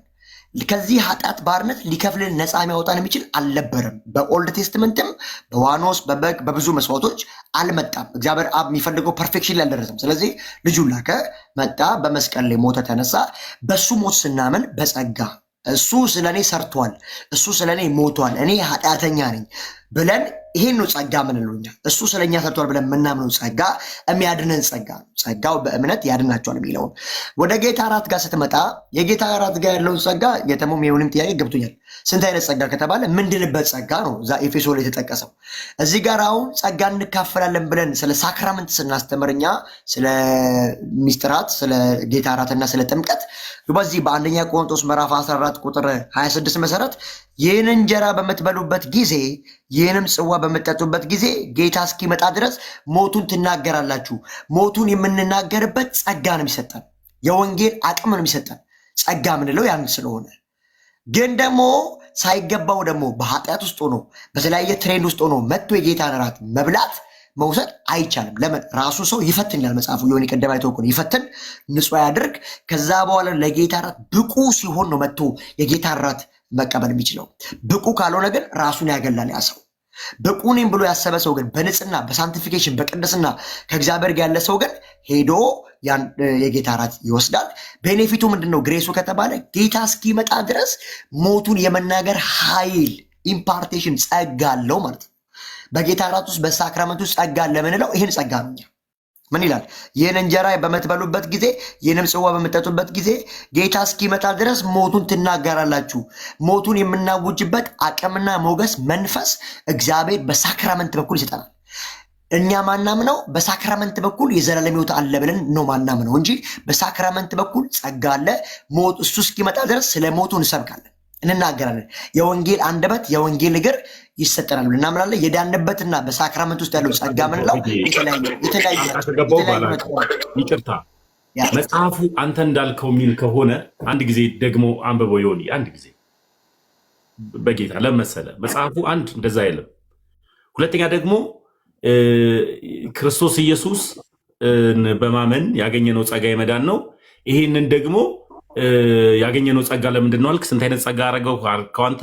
ሁለት ጸጋው በእምነት አድኗችኋል ሲል የመጀመሪያው ጉዳይ ጸጋ ማለት ምን ማለት ነው ተባብለናል። ጊፍት ነው፣ ስጦታ። አዎ ነፃ። እምነት ምንድን ነው? ፕሮፌት እምነትስ ምንድን ነው? እምነትስ ምንድን ነው? እምነት ነዋ። ያን የተደረገልን ነገር ለእኔ ነው ብለን መቀበል ነው እምነት ማለት ያ የተሰራውን ስራ ለእኔ ተሰርቷል ብለን መቀበል ነው። ለማመን ምን ያስፈልጋል? ለማመን ምን ያስፈልጋል? የወንጌል ስብከት ነው። የወንጌል ምስክርነት ለማመን ምን ያስፈልጋል? አንተ ለማመን ምን ያስፈልጋል? እኔ ለማመን እምነት ከመስማት ነው፣ መስማትም ከእግዚአብሔር ቃል ነው ስለሚል የእግዚአብሔር ቃል የሚሰማ ነገር አለ። የእግዚአብሔር ቃል ስሰማ ያ ነገር አምነዋለሁ። ጸጋ ምንድን ነው ብለኛል? ነፃ ስጦታ። ጸጋው በእምነት አድኗቸዋል። ሶሪ ጥቅሱን አንብብልኝ። እዚህ ላይ ከቆየን ሌላ ቶፒክ ነው። ስለዚህ ምንድን ነው የሚለው መሰለ? ይህን እንጀራ በበላችሁ ጊዜ ሁሉ ይህንንም ጽዋ በጠጣችሁ ጊዜ ሁሉ ጌታ እስኪመጣ ድረስ ሞቱን ትናገራላችሁና። ስለዚህ ሳይገባው ይላል ሳይገባው ድገሙ ይቀድሙ። እሺ ይህንን እንጀራ በበላችሁ ጊዜ ሁሉ ይህንንም ጽዋ በጠጣችሁ ጊዜ ሁሉ ጌታ እስኪመጣ ድረስ ሞቱን ትናገራላችሁና። እሺ ቀጥለው። ስለዚህ ሳይገባው ይህንን እንጀራ የበላ ወይም የጌታን ጽዋ የጠጣ ሁሉ የጌታ ስጋና ደም ዕዳ አለበት። ከዛ አንዷን ድገማታች ላይ ከዛ ሰው ግን ራሱን ይፈትን እንዲሁም ከእንጀራው ይብላ ከጽዋውም ይጠጣ። ሳይገባው የሚበላና የሚጠጣ የጌታን ስጋ ስለማይለይ ለራሱ ፍርድ ይበላልና ይጠጣልምና። ስለዚህ በእናንተ ዘንድ የደከሙና የታመሙ ሰዎች ብዙ አሉ፣ አልያዎችም አንቀላፍተዋል። ራሳችንን ብንመረምር ግን ባልተፈረደብንም ነበር። ነገር ግን በተፈረደብን ጊዜ ከዓለም ጋር እንዳንሆን በጌታ እንገስጻለን። መልካም ኦኬ። መልካም። አሁን አጠር ያለ ነገር ነው መፈልገው ፕሮፌት። ሳይገባው ይውሰድ ማለት አንተ እንዳልከው ጸጋን ለማግኘት ትወስዳለህ። የምን ጸጋ እንደምትወስድ ግን አታውቅም፣ ወይም የምንን ጸጋ እንደምትቀበል አላውቅም። ነገር ያለው የምን ጸጋ? ጌታ ኢየሱስ እስኪመጣ ድረስ ወንጌልን የምንመሰክርበት አቅም ነው። ይኸው መጽሐፉ እያለ እኮ ነው እኮ የምን ጌታ ጸጋ? እስኪመጣ ድረስ ሞቱን ትናገራላችሁ። የምስክርነት ጸጋ የወንጌል ጫማ። እዚህ ጋር የምስክርነት ጸጋ ትወስዳላችሁ የሚል ጥቅስ ስጠኝ። ኖዌ ይኸውና ይኸው እያለ እኮ ነው እኮ እዚች ጋር የምስክርነት ጸጋ ትቀበላላችሁ የሚል ጥቅስ ስጠኝ ፕሮፌት። ይኸው ሞቱን ትናገራላችሁ ያለ እኮ ነው። ሞቱን መናገር ምስክርነት። ወንድሜ ይኸውልህ አዳምጠኝ። የምስክርነት ጸጋ ይሰጣችኋል የሚል ከሆነ ጥቅስ ያስፈልጋል ለሚበሰል። አንተ መጽሐፍ ቅዱስ ብቻ ብለህ የምታምን አይደል? ሞቱን የመናገር ጸጋ፣ ሞቱን የመናገር ጸጋ። አሁን የምስክርነቱን ያልከው አሁን ለምን የሞቱን የምንትላል? የምስክርነትም ከሆነ ምንም ዞሮ ዞሮ አማርኛው ያው ነው። አማርኛው ያው ነው ዮኒ፣ አማርኛው ያው ነው። ምስክርነቱ ቢሆን ሞቱም ቢሆን ያው። አዳምጠኝ አንድ ጊዜ ወደኛ። አሁን እየጠየቅኩ ያለሁት ነገር አንድ ነገር ነው። ስንት አይነት ጸጋ አለ ብለኸኛል? 2 አይነት ጸጋ አይደል? በአንተ በእኔ አይደለም። ታሙ ሆልዶን ያ ባባዚ ዮኒ፣ እኔም አሁን የገባው እንዳወራ ፍቀድልኝና 2 አይነት ጸጋ ብለን እንድትፈታ ሳይሆን እኛ እንደሌሎች ብዬዋለሁ እኮ ግን ዝም ብሎ ሲምቦል ነው ብለን ቀለል አድርገን አናልፍም። የሆነ የምናገኘው ቤኔፊት አለ በሳክራመንት ውስጥ ነው እያልኩ ያለሁት። አሁንም የምታገኘው ጸጋ በምትወስደው በክርስቶስ ኢየሱስ ስጋና ደም ምን አይነት ጸጋ ነው የምታገኘው? ነው የኔ ጥያቄ። ይኸው መጽሐፉን እንደሚናገር እኮ ሁለተኛውን ጸጋ ንገረኝ። በማመን የምትወስደው የመዳን ጸጋ አለ አልከኝ። ሁለተኛውን ጸጋ ንገረኝ። ይኸውና ሞቱን የመናገር ጸጋ። ይኸው መጽሐፍ ሞቱን ትናገራላችሁ ይላል መጽሐፍ። እሺ ሞቱን የመናገር ጸጋ የሚል አለው እዛው ላይ ወይስ አንተ ነህ ጸጋ ጨምርበት? ጸጋና ፍቃድ ከሆነ ጨምረው ከሆነ አላውቅም። እዛ ላይ አለ እንደዛ የሚል ተሙይ። አሁን ያ ምን አለ መሰለህ እኛ አሁን እኮ በጣም እኮ አጠንክሬ አመክሮ ሰጥቼ ልነገር የፈለግኩት ጳውሎስ በፍቃዱን አመጣል። ብዙ አፖሎጂስት የሚሰሩ ሰዎችን አመጣል። እና ኤቢ ምናምን ሁሉንም አውቃቸዋለሁ። አይቶ አጣሰኝ ስለማውቃቸው ስለመከታተላቸው እኔም በጣም አፕሪሼት አደርጋለሁ የጳውሎስ ፍቃዱን ዲሚሽን ልክም ስለሆነ ለመሰለ ጀስት እኔ አሁን እሱ የተረጋገጠ ደህንነትን አፕሪሼት አያደርግም። ስለዚህ በዚህ ነገር ዲፌንድ አደርገዋለሁ። ብዙ እኔ የምቃወመው ትምህርቶች አሉ ጳውሎስ ፍቃዱን ቢሆንም ግን አፕሪሼት ማድረጋቸው ትምህርቶች አሉት። አንዱ ልክ እንደ ሌሎች ቸርች ፋዘርስ አሁን 500 ዓመት 600 ዓመት እንደነበሩት ቀጥታ የጌታ እራትን ሲምቦል ነው ምሳሌ ነው ብቻ ብሎ እንደ ተራ ነገር አያልፍም። ይሄ ትልቅ የምናይበት ግሬድ ነው። ጥምቀትንም ሲባል ዝም ብሎ በቃ ብሎ የሚያልፍ ሰው አይደለም። ይሄ ጥንካሬው ጀስት እኛ የምናምነው በዚህ ነው።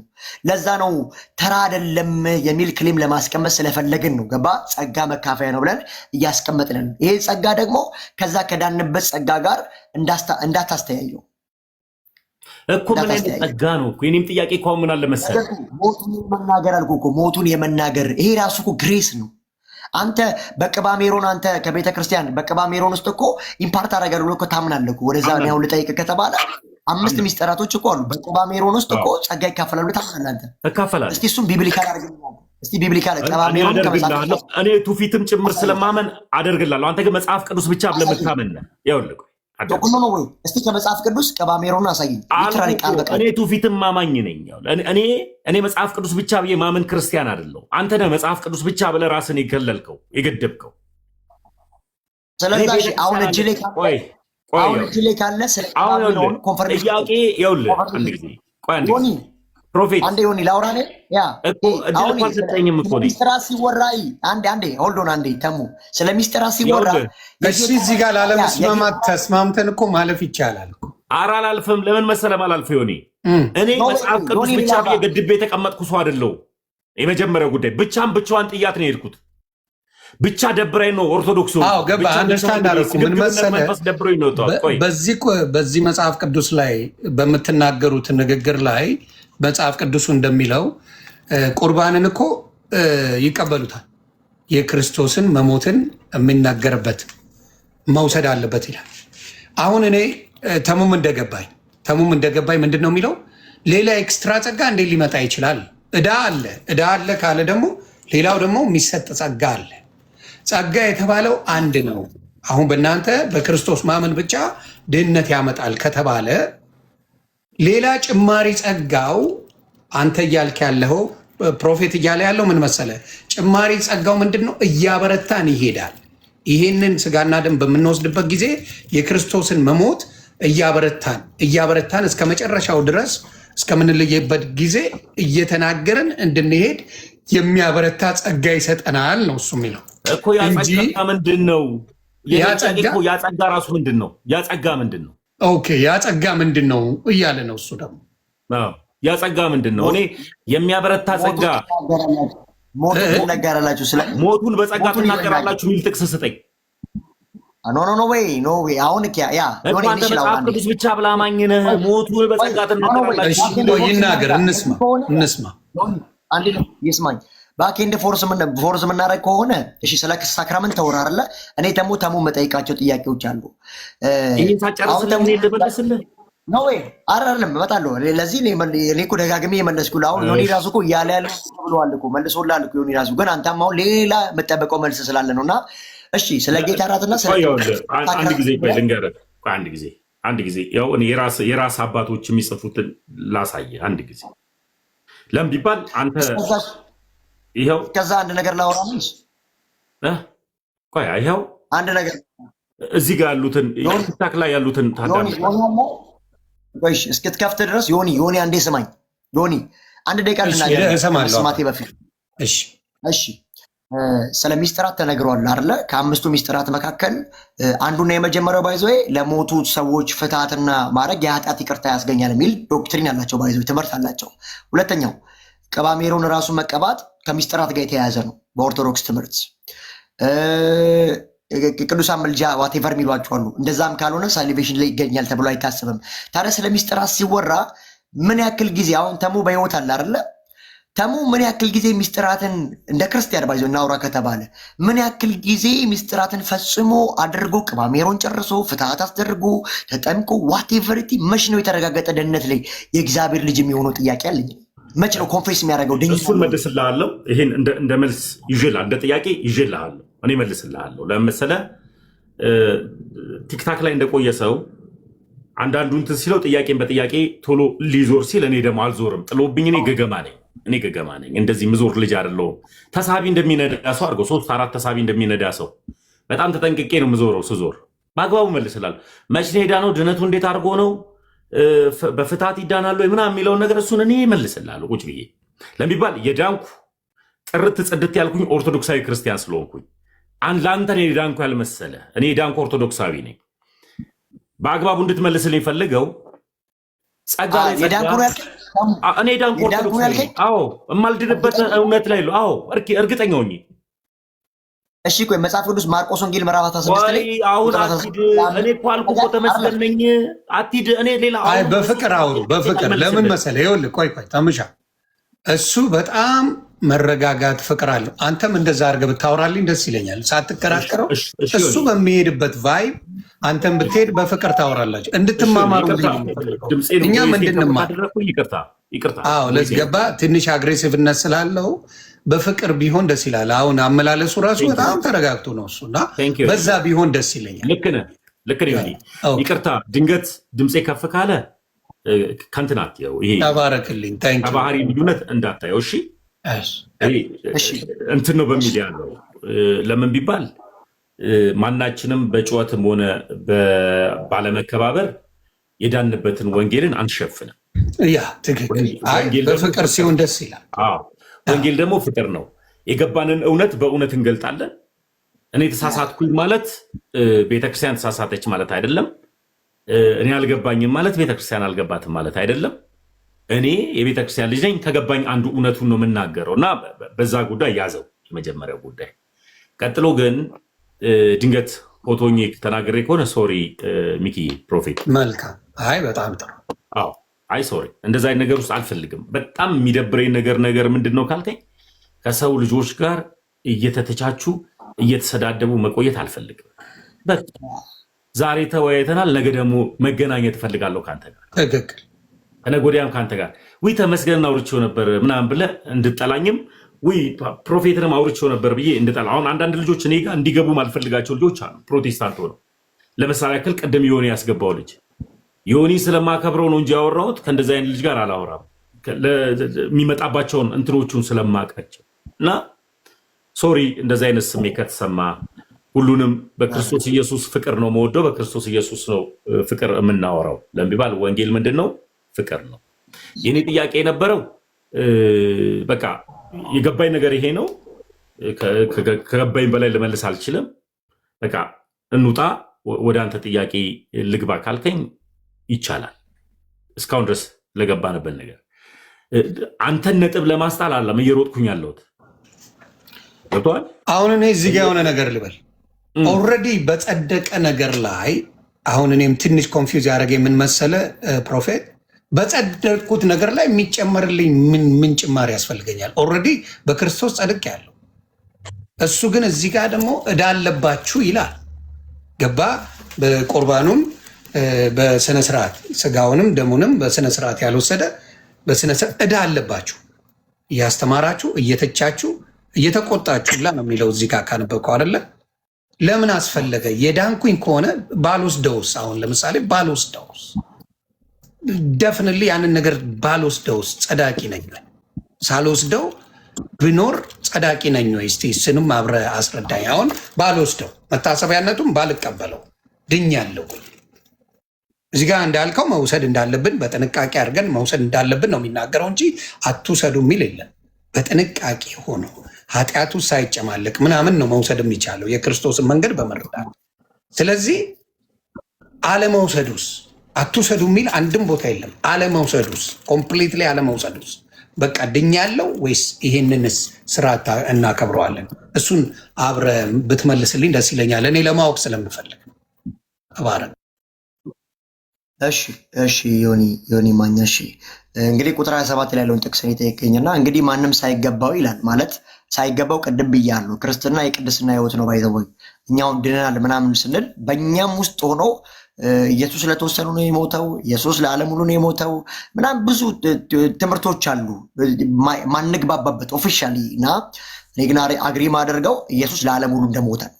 ወንጌል ይሰበካል። ከዛ በኋላ ደግሞ በወንጌል ምስክርነት ውስጥ ደግሞ ልባቸው ተነክቶ በጸጋ በእምነት ሚድነዋል እንጂ ኢየሱስ ለተመረጡት የሞተ አይደለም። ውጭ ያለው አሕዛቡን እግዚአብሔር ትቶት ለመረጣቸው ብቻ ሊሚትድ አሌክሽን አድርጓል ብለን እኛ አናምንም። እና የትምህርት ልዩነት ብዙ ስላለ እና ቅድስና ላይ በጣም ፎከስ እናደርጋለን። እግዚአብሔር መምሰል ላይ በጣም ፎከስ ነው የምናደርገው። እንዲህም ሳይገባው ሲል የቆሮንቶስ መጽሐፍ ጸሐፊ ጳውሎስ በቤተ ክርስቲያን ውስጥ ሰዎች ሲመላለሱ ቆሮንቶስን ባክግራውንዱ ስናየው የቆሮንቶስ መጽሐፍ አይደለም የምናጠናው፣ በጣም ከኤቲክስ አንግል ከስነ ምግባር አንግል በጣም ችግር የነበረበት ቤተክርስቲያን ነው።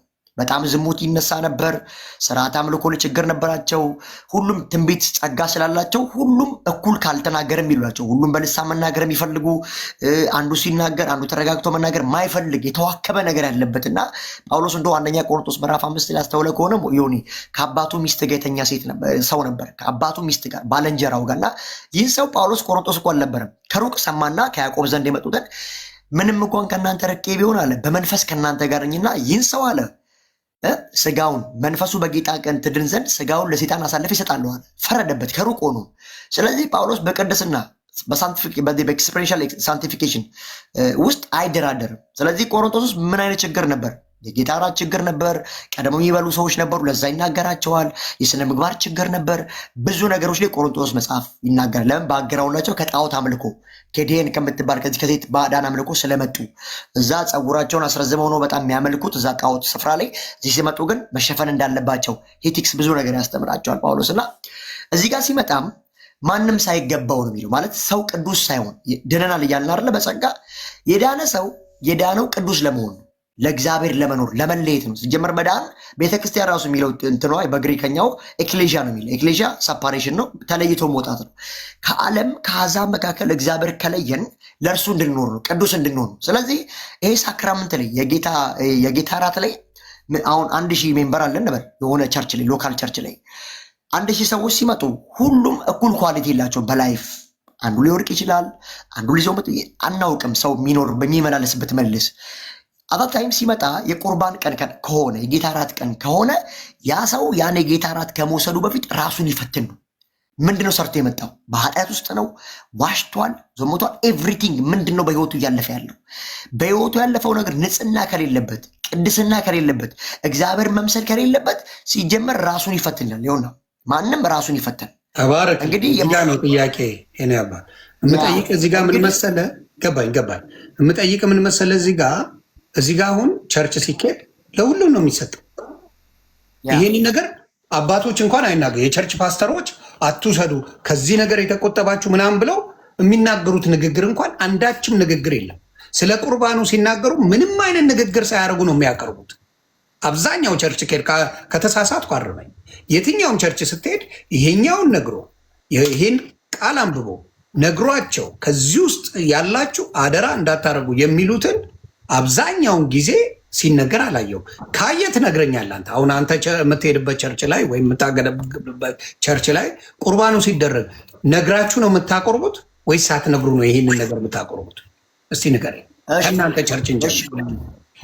እሺ ያው በፔንቴኮስታል ሰርክል በፕሮቴስታንት ዲኖሚኔሽን ውስጥ ይሄ እንደ አንድ ክሌም ነው። ትምህርት ያስተምራሉ። ሁሉም ሎካል ቸርቾች ስለ ጌታ እራት ትምህርት ያስተምራሉ። ምዕመኖቻቸው ሁሉ ትምህርቱን ያውቁታል። ቢሆንስትሊ የጌታ እራት በሚቀርብበት በዛ ጊዜ ባይዘው የጌታ እራት በየሳምንቱ ነው። ባይዘው ሐዋርያት ሥራ መጽሐፍ ላይ ባይዘው አሁን ካቶሊክ ጋር፣ ኦርቶዶክስ ጋር፣ ፔንቴ ጋር ጊዜው ራሱ ይለያያል። ባይዘው ሐዋርያት ሥራ ምዕራፍ 2 ላይ ስታየው እንጀራውን በመቁረስ በጸሎት የእግዚአብሔር ቃል በማጥናት ይተጉ ነበር ይላል ሐዋርያቶች። ባይዘው በየሳምንቱ ነው የሚለው እና የጌታ እራት እንደው መደረግ አለበት ከተባለ በየሳምንት ነው። ባይዘ ቢብሊካሉ ሲጀመርም ግን ብዙ ሰዎች ምንድነው በ3 ወር ያደርጉታል፣ በ1 ወር ዋት ኤቨሪቲ። ግን ዋናው ስነስርዓት መደረጉ ነው። እና ወደዚህ ልመለስ። ለምንድን ነው ካልቀኝ ሁሉም የጴንጤ እምነት ተከታይ በፕሮቴስታንት ሰርክል ውስጥ ያሉ ሰዎች ሁሉ እውቀቱ አላቸው። ቤተክርስቲያናታቸው ቃለ ሕይወትም ይሁን ሙሉ ወንጌልም ገነትም ይሁን ምዕመኗ ሁሉ ስለ ትምህርቱ ስለ ጌታ እራት ትምህርት እውቀት አለው። መጀመሪያ ቤተክርስቲያን አስተምራለች ይህን ትምህርት። ድንገት አንተ እንዳልከው ልክ ቁርባን ሲቀርብ ቆሮንቶስ 11 ተከፍቶ ሉቃስ ወንጌል ምዕራፍ 22 ተከፍቶ ምናምን ለምን አላስተማሩም ያልከኝ እና ህዝቡ ኖሌጅ አለው ሲጀመር እንዴት መጠቀም እንዳለበት ኮንሽስ አለው። አይምሮ ያስባል።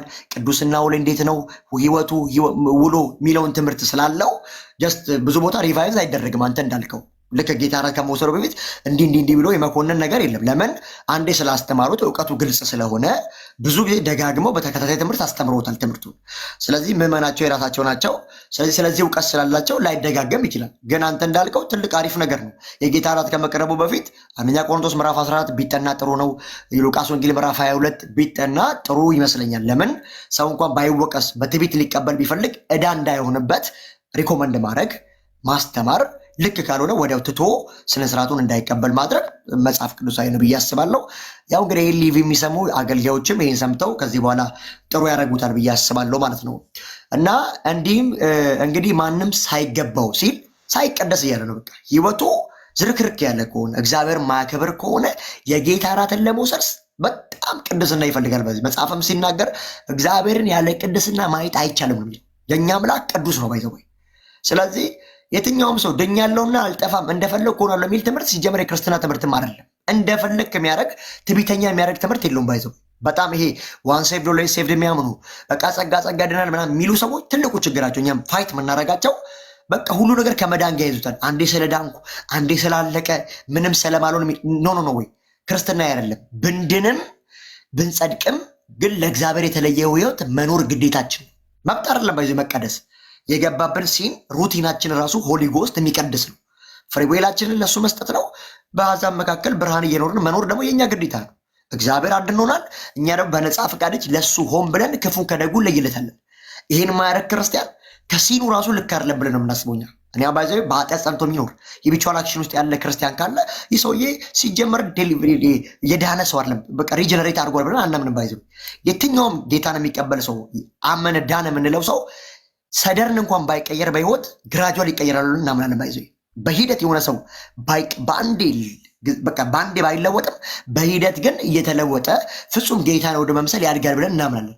ከመጣ በኋላ ግን ማያድግ ማይቀንስ እግዚአብሔር የማይመስል ክርስቶስ የማይመስል ከሆነ ጀስት ይህ ሰውዬ ሲድን ራሱ ሩቲኑ ላይ ኖርማል አይደል፣ ሶርሱ ራሱ ልክ አይደለም ብለን ነው የምናምነውና ሳይገባው ያለው ከቅድስና አንግል ከሳንቲፊኬሽን አንግል እንጂ ከመዳን አንግል አይደለም መጽሐፉ የተናገረ ያለው። ሳይገባው ሲል ሁሉም ሰው ሳምንቱ እንዴት እንደሆነ አታውቅም። ዮኒ አንተ አገልጋይ ፊተኛ ሆነ ኦርዲን ተደረገ ያገለገልክ ያለ ሰው ብትሆን እረኛ ብትሆን ህዝብን ትሪት ቤት ሰፈር ድረስ እየሄድክ ስራ ቦታ እየሄድክ ትሪት ማድረግ አትችልም። ቸርች ስትመጣ ባለካቀም የቤት ጉብኝት ልታደርግላቸው ትችላለህ። ዋቴቨር አንተም ሊቲሜሽን ሪስትሪክት ስለሆንክ ገደብ ስላለ የተወሰነ ነገር ኮሚኒኬት ብታደርግ በስልክ ምናምን እግዚአብሔር ነው የሚያውቀው የሁሉንም ውሎ ገብተዋል። ራሱ በራሱ ኮንሽስ ተነክቶ ነው እኔ እንዲህ ውስጥ ነኝና የጌታ እራትን ለመውሰድ ብቁ ነኝ ብቁ አይደለም ብሎ ራሱን ጀጅ የሚያደርገው ያ ፐርሰን ነው፣ ያ ሰውዬ ነው፣ ያ ሪጀነሬት የተደረገው ሰውዬ ነው፣ ያ ክርስቲያን ነው። እና ሲመጣ ግን ማንም ሳይገባው ይላል። ማንም ሳይገባው ሲል ቅዱስ ያልሆነ መውሰድ አይችልም እያለ መጽሐፉ። ተልከስክሶ ከመጣ ዞምቶ ከመጣ በውድቀት ህይወት ውስጥ ካለ እዳለው ፍርድ አለው እያለ ነው መጽሐፉ። አየህ እንጂ ይሄ በነገራችን ላይ ታንክ ዩ ፕሮፌት። ይሄ በነገራችን ላይ ለጴንጤዎች ነው። ኦርቶዶክስ ብቁ አይደለውም ካለ አይነካት ግደለው። ኦርቶዶክስ የኦርቶዶክስ ልጆች ስለማቅ ነው፣ የኦርቶዶክስ አባቶች ስለማቅ ነው። ብቁ አይደለውም ካለ ቁርባኑን አይነካም፣ በጭራሽ አጠገቡ አይደርስም። በድፍረት ቁርባንን የሚወስድ የለም። በድፍረት የሚወስዱ ግን እውነት ለመናገር በፕሮቴስታንት ወንድምናቶች ብዙ አሉ። በድፍረት ዝም ብሎ የሚወሰድ ምንድነው የሚያስቡት? ከታች ያለችውን እግዚአብሔር ይስጠው ተሙ ከታች ያለውን ዕዳ እንደሆነ እንደሚፈረድ ያንን ነገር በደንብ አያነቡት። ስለዚህ ከታች ያለውን ነገር ሳያደርጉ በዓለም እየተመላለሱ የሚቆርቡ ብዙ ብዙ ብዙ ብዙ ብዙ አሉ።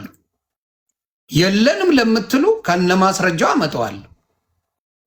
የለንም ለምትሉ ከነማስረጃው አምጥቼ በኋላ ደግሞ እኛን ጥላቻ ነው እንዳትሉ እንዳትሞክሯት። ስለዚህ የተናገርከው አንተ ትክክል እንደሆነው ነው፣ በቅድስና በመመላለስ የሚወሰድ ነገር። አለበለዛ ዕዳ እንደሚሆን መናገር እኔ በጥሩ ነው የማየው። በመጥፎ የማየው ነገር ምንም ነገር የለም። ብዙ ሰዓት ሰጥቻለሁ። ተሙ ደግሞ የሆነ ነገር የሚለውን ላዳምጥ። ኦልሞስት እስካሁን ድረስ ከተናገረው እንደ ፔንቴኮስታል ልክ ነው የተናገረው። ትምህርታቸውን የተናገረው ልክ ነው ያወራው። መጨረሻ ላይ መጥቶ ያብራራበትንም ይሄ ሀሳብን እቀበለዋለሁ። ሰው ኃጢአተኛ ሆኖ ዝሙተኛ ሆኖ ይውሰድ አይባልም ለሚባል ሰው ክቡር የሆነ የክርስቶስ ኢየሱስ ስጋ ላይ በጣም መጠንቀቅ አለብን። ቅድም ላይ እንዳልከው ደግሞ ፕሮቴስታንቶች የክርስቶስ ኢየሱስ ስጋ ደም ላይ በቅድስና መጥተው እንዲወስዱ ይነገራል። ቸርች ውስጥ ይሄ ትምህርት አውቃለሁ፣ ከልጅነት ጀምሮ እየተነገረ ነው። ለዚህም ነው አንዱ የኔም ጥያቄ የነበረው። እየተነገረ ያደግኩት ስጋ ደሙን የወሰዱ ሰዎች አሉ፣ እንደዚህ በድፍረት በምናምን የሚወስዱ ሰዎች አሉ። ግን እኔ ደግሞ እየተነገረኝ በአግባቡ ሲወስዱ አውቃለሁ እና ለስጋ ደሙ በመፍራት እንዲሁም አንድ መዝሙር አለ፣ ደሙን ለእኔ አፍስሶ አዳነኝ እያልን እኔ ያ መዝሙር ከምን አንጻር ነው ደሙን ለእኔ አፍስሶ አዳነ ካለ ደሙን ካፈሰሰ የምንጠጣው የእሱን ከሆነ ለምንድን ነው አዳነን የምለው ለመዳን ብለን የማንወስደው እያልኩኝ ጥያቄ ነው የሚሆንብኝ እና ያ አይጎረባብጠኝም። እስካሁን ድረስ ያወራው ነብዩ እስካሁን ድረስ ያወራው እኔ እንትን አይለኝም። እኔ ደግሞ ልጠይቀጥ። እሺ አዎ አንድ ብቻ ነው ልጫና አይደለም። ግን ደግሞ ይሄን ስታወራ እንደ ፔንቴኮስታል ብቻ ነው ያወራው። ካልቪንን ሄደሃል ነግረሃቸዋል። በዚሁ አጋጣሚ ሉተራውያን ለመዳን ብለው ይወስዳሉ። እንደዚሁ ሉተራውያን የክርስቶስ ኢየሱስን ስጋና ደም ላይ በጣም ተጠንቅቀው አንተ ባልክበት መሰረት ተጠንቅቀው ይወስዳሉ። ድንገት አንድ ሉተራዊ እናንተ ጋር ቢመጣ አንተ ልታጠምቀው ትችላለህ። አሁን ለምሳሌ ያክል እኔ ጋር አንድ ሉተራዊ ወደ መሰረተ ክርስቶስ ቢመጣ ሉተራዊው እንደገና የውሃ ጥምቀት የሚጠመቀው ተምሮ እንጂ እዛ የተጠመቀው ጥምቀት ልክ ነው ብላ አትቀበልም። መሰረተ ክርስቶስ አሁን ላለህበት እግዚአብሔር ራዕይ ሰጥቶኛል፣ ቪዥን ሰጥቶኛል ብለህ ስላሰብክ እሱን እንደ ሀሳብ እቀበለዋለሁ። አንተ ላለህበት ቦታ ከሉተራውያንም ቢመጡ ከመካነ ኢየሱስም ቢመጡ አላጠምቅም ልትል ትችላለህ። ሉተራውያን አንተ ወይም ከሌላ ቸርች ግን የተጠመቀ ሰው ግን ቢሄድ እነሱ ጋር አያጠምቁትም። ይሄ ትምህርት ከምን አንጻር ነው? ለምንድን ነው? ወይስ ሉተራውያንና ፔንቴኮስታል አንድ አይደለም ወይ? ያ እሺ ተሙ ይሄን መልሼ እኔ የምጠይቀው ይሆናል ወይም እኔን ጠይቀኝና ይሄን ትመልሳለህ። ችግር የለውም። እኔ ለምሳሌ በተደጋጋሚ በውስጥ የሚጽፉልህ ሰዎች ስለማቅ ያ ጥያቄ እንዲጠፋብህም ስለማልፈልግ እኔን ጠይቀኝ። ሰላሚናዬም በዚህ አጋጣሚ ሰላም ብያለሁ። እናቱ እንኳን ሰላም። እኔ ጠይቀኝና ሰላም ይጨርሳል። ሰላም አለው። እሺ እውቀት ከፍዬ ማውቀውን ቅዱስ ጳውሎስ እንዳለውን እኔ ኦርቶዶክሳዊ ስለሆንኩኝ በአግባቡ በተማርኩት መሰረት እንትላል። ከዚህ የኔን ጥያቄ ትመልሰዋል። ችግር የለውም። ያንተን ያሉን ጥያቄዎችን ጠይቀኝ። እሺ ችግር የለውም። አይ ጊዜ ስለሚኖረን እኔ መልሼ ከዛ እኔ ጠይቃለሁ። ችግር የለውም። ለመሰረት ከመለስክልኝ አሳስበዋለሁ። ጥያቄው ጠይቀኝ። እኔ ያስቆማለሁ ለመሰለህ እኔ አይ ችግር የለውም። እኔ ያስቆማለሁ።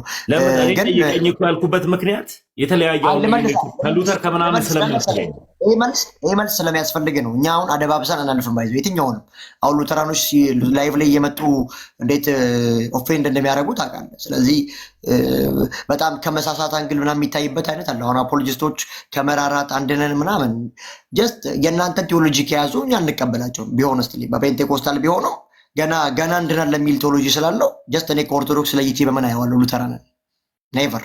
ስለዚህ ይህን እያስረገጥኩ ማለት ስላለብኝ አፖስቶሊክ ክሪዶች አላቸው፣ ኮንፌሽኖች አላቸው፣ ካታኪዝሞች አላቸው። እነዚያ ካታኪዝሞች አፖስቶሊክ ክሪዶቻቸው ሁሉ ግን ኖርማሊ የጌታ እራት ለመዳን ነው ብሎ ነው የሚያስቡት። በኢመርሽንም ባፕቲዞም ልክ እንደዚሁ እንደ ኦርቶዶክስ ነው የሚያምኑት። ስለዚህ እንደውም አንድ ሉተራዊ መጥቶ እኮ ቁርባን እንኳን አልተር ላይ ከኦርቶዶክስ ጋር ሂጂ ቢወስድ ይቀለኛል እስከማለት ድረስ ስለደረሰ ይህ የምናወላደው ጉዳይ አይደለም። የተረጋገጠ ደህንነት የለኝም ብሎ እስካመነ ድረስ ፔንቴኮስታል ውስጥ ጀስት አንድ አይደለንም ነው ገና እኔ ማምነው እኛ ሙሉ ፔንቴኮስታል የሚያምነው በመዳን ጉዳይ ላይ ዘሴምነን ድነናል፣ የእግዚአብሔር መንግስት ወራሽ ሆነናል ብሎ ምናምነው ነገ እንሆናለን ፕሮባቢሊቲ ስላልሆነ ሉተራኖች ነገ ነው እያሉ ያሉት። ስለዚህ ጀስት እንደ ኦርቶዶክስ ዲፌንድ የምናደርጓቸው ላይ ልፈልግ መልሰልኛል። ሉተራውያን ራሳቸውን የቻሉ ናቸው። አንድ ሃይማኖት ነው። እኛ ፔንቴዎች ነን። ለምን ቢባል ያልከው ነገር ምንም አናረግበት ነገር ያተሙ ለመሰለ አሁን አንተ የምታምኑ ሳክራመንት ለመዳን ነው አይደል? ሉተራን የሚያምኑት ሳክራመንት ለመዳን ነው። እኛ ደግሞ ሳክራመንት ጸጋ መካፈል እንጂ ለመዳን ነው ብለን ያው እንዳልከው ያው ቲክታኩ ላይ እንደዚህ ብለዋል ራሳቸው። አንተ እኔ ነኝ ፖዝ ያደረኩት እኔ ነኝ ሆነዬ። አንድ ጊዜ በትልቁ አድርገኝ ቪዲዮ ላሰማ። ኧረ አይደለም ቆይ እንደዚህ ሆነማ አላሳየውም። ቆይ አንድ ጊዜ በትልቁ አድርገኝ አንድ ጊዜ እኔ እቺን ብቻ ላሳየውና ልክ ነው በቃ መልሶልኛል። እኔ ይሄን ብለዋል እነሱ እና ስለዚህ እነሱን እኔ ክርስቲያን ናቸው ብዬ አልቀበልም። ልክ እንደ ኦርቶዶክስ ነው ዲፌንስ ማድረጋቸው። በቃ ሉተራውያን ለእኔ ኦርቶዶክስ ናቸው ካልክ መብት ነው። ይኸው እና አቤል አቡና እነ ኤርሚያስ አበበ እነ ዳዊት ሆነው እንደዚህ ብለዋል ራሳቸው ሙሉ መውጣት አለበት። ከሌሎቹም ስትሪክቶች የሚመስለኝ ባፕቲስቶች ናቸው። ባፕቲስት ውስጥም የገባበት ቦታ አለ። ከባፕቲስት ውስጥም መውጣት አለበት። የራስህ አዳራሽ ውስጥ የራስህ እምነት የመንፈስ ቅዱስ ልምምድ የምትለው ትለማመድ አደረገ። ማንም አትለማመድ ብሎ የከለከለ የለም እዚህ ሚዲያ ላይ። ግን መካነ ኢየሱስም ውስጥ ገብቼ እኔ ነኝ ገቨርን ማደርጋት ሉተራውያንን እኔ ነኝ ገቨርን ማደርገው አይነት የውሸት አካሄድ ሜድ ለህሊናችንም ለያዝነው መጽሐፍ ቅዱስ ታማኝ አለመሆናችንን የሚያሳይ ነው። እዚህ ጋር ኦርቶዶክሳውያን ተሳካላቸው ምናምን አይደለም። ኬዙ ምንድነው ይሳካላቸው? እናንተ አንድ ነን ወይ ነው ጥያቄ። እናንተ አንድ ነን። የሙሉ ወንጌልን ልምምድ አምጥተህ ቃለ ሕይወት ውስጥ መለማመድ ትክክል ነው አይደለም? የሙሉ ወንጌልን መረዳት አምጥተህ ቃለ ሕይወት ውስጥ የምንለያይባቸው ሀሳቡን ብቻ ሜሴጁን ብቻ ሌላውን እከታተላቸዋለሁ አለኝ። ቪዲዮ እኔ ጋርም አለኝ። ሀሳቡን ኦፌንድ አደረኩልህ እኮ ምን አገባኝ ታዲያ? እኔ እነሱ ስለዚህ እኔ እኛ ናቸው አይደለም ትምህርቴን ነው ማስተካከል። መልካም ዞሮ አንድ አይደለንም። ሉተራውያንም ቢመጡ እንደ ኦርቶዶክስ ነው ዲፌንስ የምናደርጋቸው። ተስማምቻለሁ። የአንተን ትምህርት ነው ያዙት፣ የአንተን ትምህርት ነው ያዙታ። በትምህርቱ እኮ ነው ዲፌንድ ማድረጋቸው እንጂ በወንድምነት አይደለም። ለዚህ እኮ ነው ተሙ ቅድም ሉተራውያን ለኦርቶዶክስ 5 ጉዳይ ናቸው ያልኩት። ለዛ እኮ አልዋሽም። ኦፊሻል ያ ኦኬ። ስለዚህ አሁን ደግሞ ዮኒ አይ ቲንክ ዳዊት ወንድማችን ዳዊት እኮ ብሏል እኮ ጌታ ራት እኮ ፔንቴኮስታል ጋር ከመወስድ ይልቅ አለ ኦርቶዶክስ ጋር ሄጄ በወስድ ብሏል። ስለዚህ ቅርብ እንደሆነ እኮ ተናግሯል እኮ። እግዚአብሔር ይስጠው። ስለዚህ ለይቷል ጎራውን ማለት ነው። አንተ ደግሞ አሁን ፕሮፌት በጣም በጣም የተመቸኝ ሰው ነው ጌታ ኢየሱስ ምስክሬና በጣም ካልም በጣም መልካም ሰው እውቀት ያለው ሰው ነው። አሁን ደግሞ አንተ መጠየቅ የምትፈልገውን ተሙሻን ጠይቀው። በዚህ መሀል ሰላሚናዬ ሴቶችን ደግሞ አፍነን እንትን ማለት አልችልም። ማለት የምትፈልጊው ካለ ከዛ በፊት ደስ ያለሽን ነገር ብትይ ደስ ይለኛል። ከዛ በፊት ሰላሚና። ዋው ደስ የሚል በእውነት እኔ ራሴ ተገርሜ ነው እና ወንድማችን የምሰማው እንግዲህ ወንጌል ማለት እንደዚህ ነው። ክብር ለኢየሱስ ሲሆን ተምዬ አንተንም ሰላም ብያለሁ። ሁላችሁን እዚህ ያላችሁት ጌታ ይባረክ። ቀጥሉ። ስለዚህ ተሙ ግን ያደረገው አንድ ነገር አንድነቱን አፍርሳል። ይህ ጥሩ ስራ አይደለም። ተሙ አሁን ያለውን ነገር እውነት ለመናገር አሁን የሉተራውያንና ፔኔኮስታል ዮኒ ኦሪየንታል እና የግብፅ ኦርቶዶክስ እና ኦሪየንታል እኮ በዚህ በሁለት አካልና በአንድ ባህሪ እኮ አይገናኙም። ሲጀመር ወደዛ እንሂድ ከተባለ እንዴት አንድ አካል ሁለት ባህሪ እና አንድ አካል አንድ ባህሪ ስላለ ጀስት ሊገርማቸው አይገባም እኮ አንተ አንድ አካል ሁለት ባህሪ ብለህ ነው የምታምነው። አሁንም ይኸውልህ ምን ብለህ ነው አሁን ወይ መስመር አስያዝኩለተሙ ጋሌብ ይሻል ነበር። ቆይ እነዚህ ፕሮፌት ቆይ አይደለም አላወራም ጌታን አላወራም። አንድ ደቂቃ ብቻ አንዴ ፕሮፌት ይናገር። አንድ ደቂቃ ስጠኝ በጌታ አንድ ደቂቃ ስጠኝ ሚኪ። ልታወራ የምትፈልገውን ስለማውቅ ነው። አንድ ደቂቃ ስጠኝ። ይኸውልህ አሁንም ኦርቶዶክስ ጋር ጥያቄ የምታነሳ ከሆነ አሁን ላይ በምታወራው ሀሳብ አሁን እያወራን ያለ ነው ስለ ስጋ ደሙ ነው። ስለ ስጋ ደሙ እንቀጥላለን። የፈለግከውን ጥያቄ ትጠይቀኛለህ፣ በአግባቡ መልሳለሁ። ካልሆነ ግን ልታወራ የምትፈልገው ነገር ካለ ግን እኔ ደግሞ ሌላ ደግሞ ልሄድ ነው። ፔንቴኮስታል ላይ ራሱ ሌላ ፔንቴኮስታል እንዳለ ደግሞ እዚሁ ጋር ደግሞ ልጀምር ነው። ስለዚህ ቆይ ልነግርህ እኮ አንድ ጊዜ አዳም። ስለዚህ እኔ ፎሎ አደርጋለሁ። የሚገርም ነገር ለፎሎ አደረኩ መሰለህ። ሚኪ አዳምጠኝ። ማውራት ትችላለህ አባቴ። መድረኩን ከፍቼዋለሁ። ለምን መሰለህ ፎሎ ያደረግኩት? በጭራሽ አልጀኩልም ፕሮፌትዬ። ለምን ፎሎ እንዳደረግኩ ልንገርህ። እዚህ ቲክታክ ላይ ያሉ ፕሮቴስታንቶች ግማሹ ሌላው ጥግ ይዞ ጉርብተኛ ምናምን ሆኖ ሲበታተን አውቃለሁ። አንተ በጣም የተረጋጋ ሰው ነህ። መረጋጋትን ወድጄዋለሁ። ስለዚህ ቶፒኮች ነገ ከነገ አንተ ስከፍት እኔ አንተ ጋር መጥቼ እጠይቅሃለሁ፣ መተህ ትጠይቀኛለህ። ዮኒ ሲከፍት መተን እንማማራለን። አሁን ጀመርን እንጂ አልጨረስንም። እንድንጨርስ የምፈልገው ምንድን ነው? እኔ እናንተ ተተቻችተንና ተሰዳድበን እንድንለያይ አልፈልግም። ላውርድ ውረድ ስልጣና ላይ ምናምን የሚባሉ ነገሮች ስለሚያስጠሉኝ እና ከልብ አክብሬ ነው ያዳመጥኩ። ጌታ ምስክሬ። ስለዚህ ቶፒኮች እንዳለ እኔ አሁን ያው ጥያቄ ነበረኝ፣ ኦቨርሻዶ አደረገው ምናምን የሚለው ላይ ጥያቄ ነበረኝ፣ ተውኩት። ነገ አገኘሃለሁ። ገባ? በጣም በአግባቡ እግዚአብሔር አምላክ ይህንን ባህሪን ሳይቀይር ለሚባል አሁን ቲክታክ ላይ ያሉ ሰዎች አሁን ያዩ አይደለ? ባህሪያቸው እንዳንተ ይመጡና ባህሪያቸውን ይቀያይሯቸዋል። የሆነ ጉርበተኛ ውስጥ ይከቷቸዋል። እንደሱ ሳትሆን በዚህ አቋም በጣም አክብሬ ነው ማዳመጥ። አክብሬ ነው እንድታዳምጠ የምፈልገው። እኔ ከአቅሜ በላይ ራሱ የሆነ መልስ ቢኖር አላቀውም ነው የምልህ። ገብቶሃል? አንተም ደግሞ አላቀውም ብትለኝ ራሱ አይከብደኝም። ስለዚህ ወደ ጥያቄ ግባ። በጣም ነው ማመሰግነው። ትህትናን ወድጄዋለሁ። እሺ ተባረክ፣ ጸጋ ይብዛል። ጀስት ምንድነው ቅድም አንድነታቸውን አፈረሰ ብሎ ዮኒ ያው ከአንደበት ያለፈ ነገር አጋጣሚ የወጣ ነገር ነው ሲል ጀስት ይሄን ኦፌንድ ማድረግ ስላለብን ለመሰለ እንደዚህ ነገር እያጠራ ማንሄድ ከሆነ ድብብቆች ተሙ አንዴ እኔን ስለሆነ እኔ ሜንሽን ስላደረገ አንተ ባልከው ኦርቶዶክስ ጋር ሄጄ ብቆርብ ይሻለኛል። ኦርቶዶክስ ጋር ሄጄ እኮ ብቀርብ ይሻላል ከሌላ ከምቆር የማልቀበላቸው ብዙ ነገሮች አሉ ከሉተራውያን ብለህ አንተም በደንብ ስፔሲፊክ አድርገህ ተናግረዋል። ስለዚህ ልዩነት አላችሁ ማለት ነው። ኮምፕሊትሊ እኔ የጨመርኩት ነገር የለም።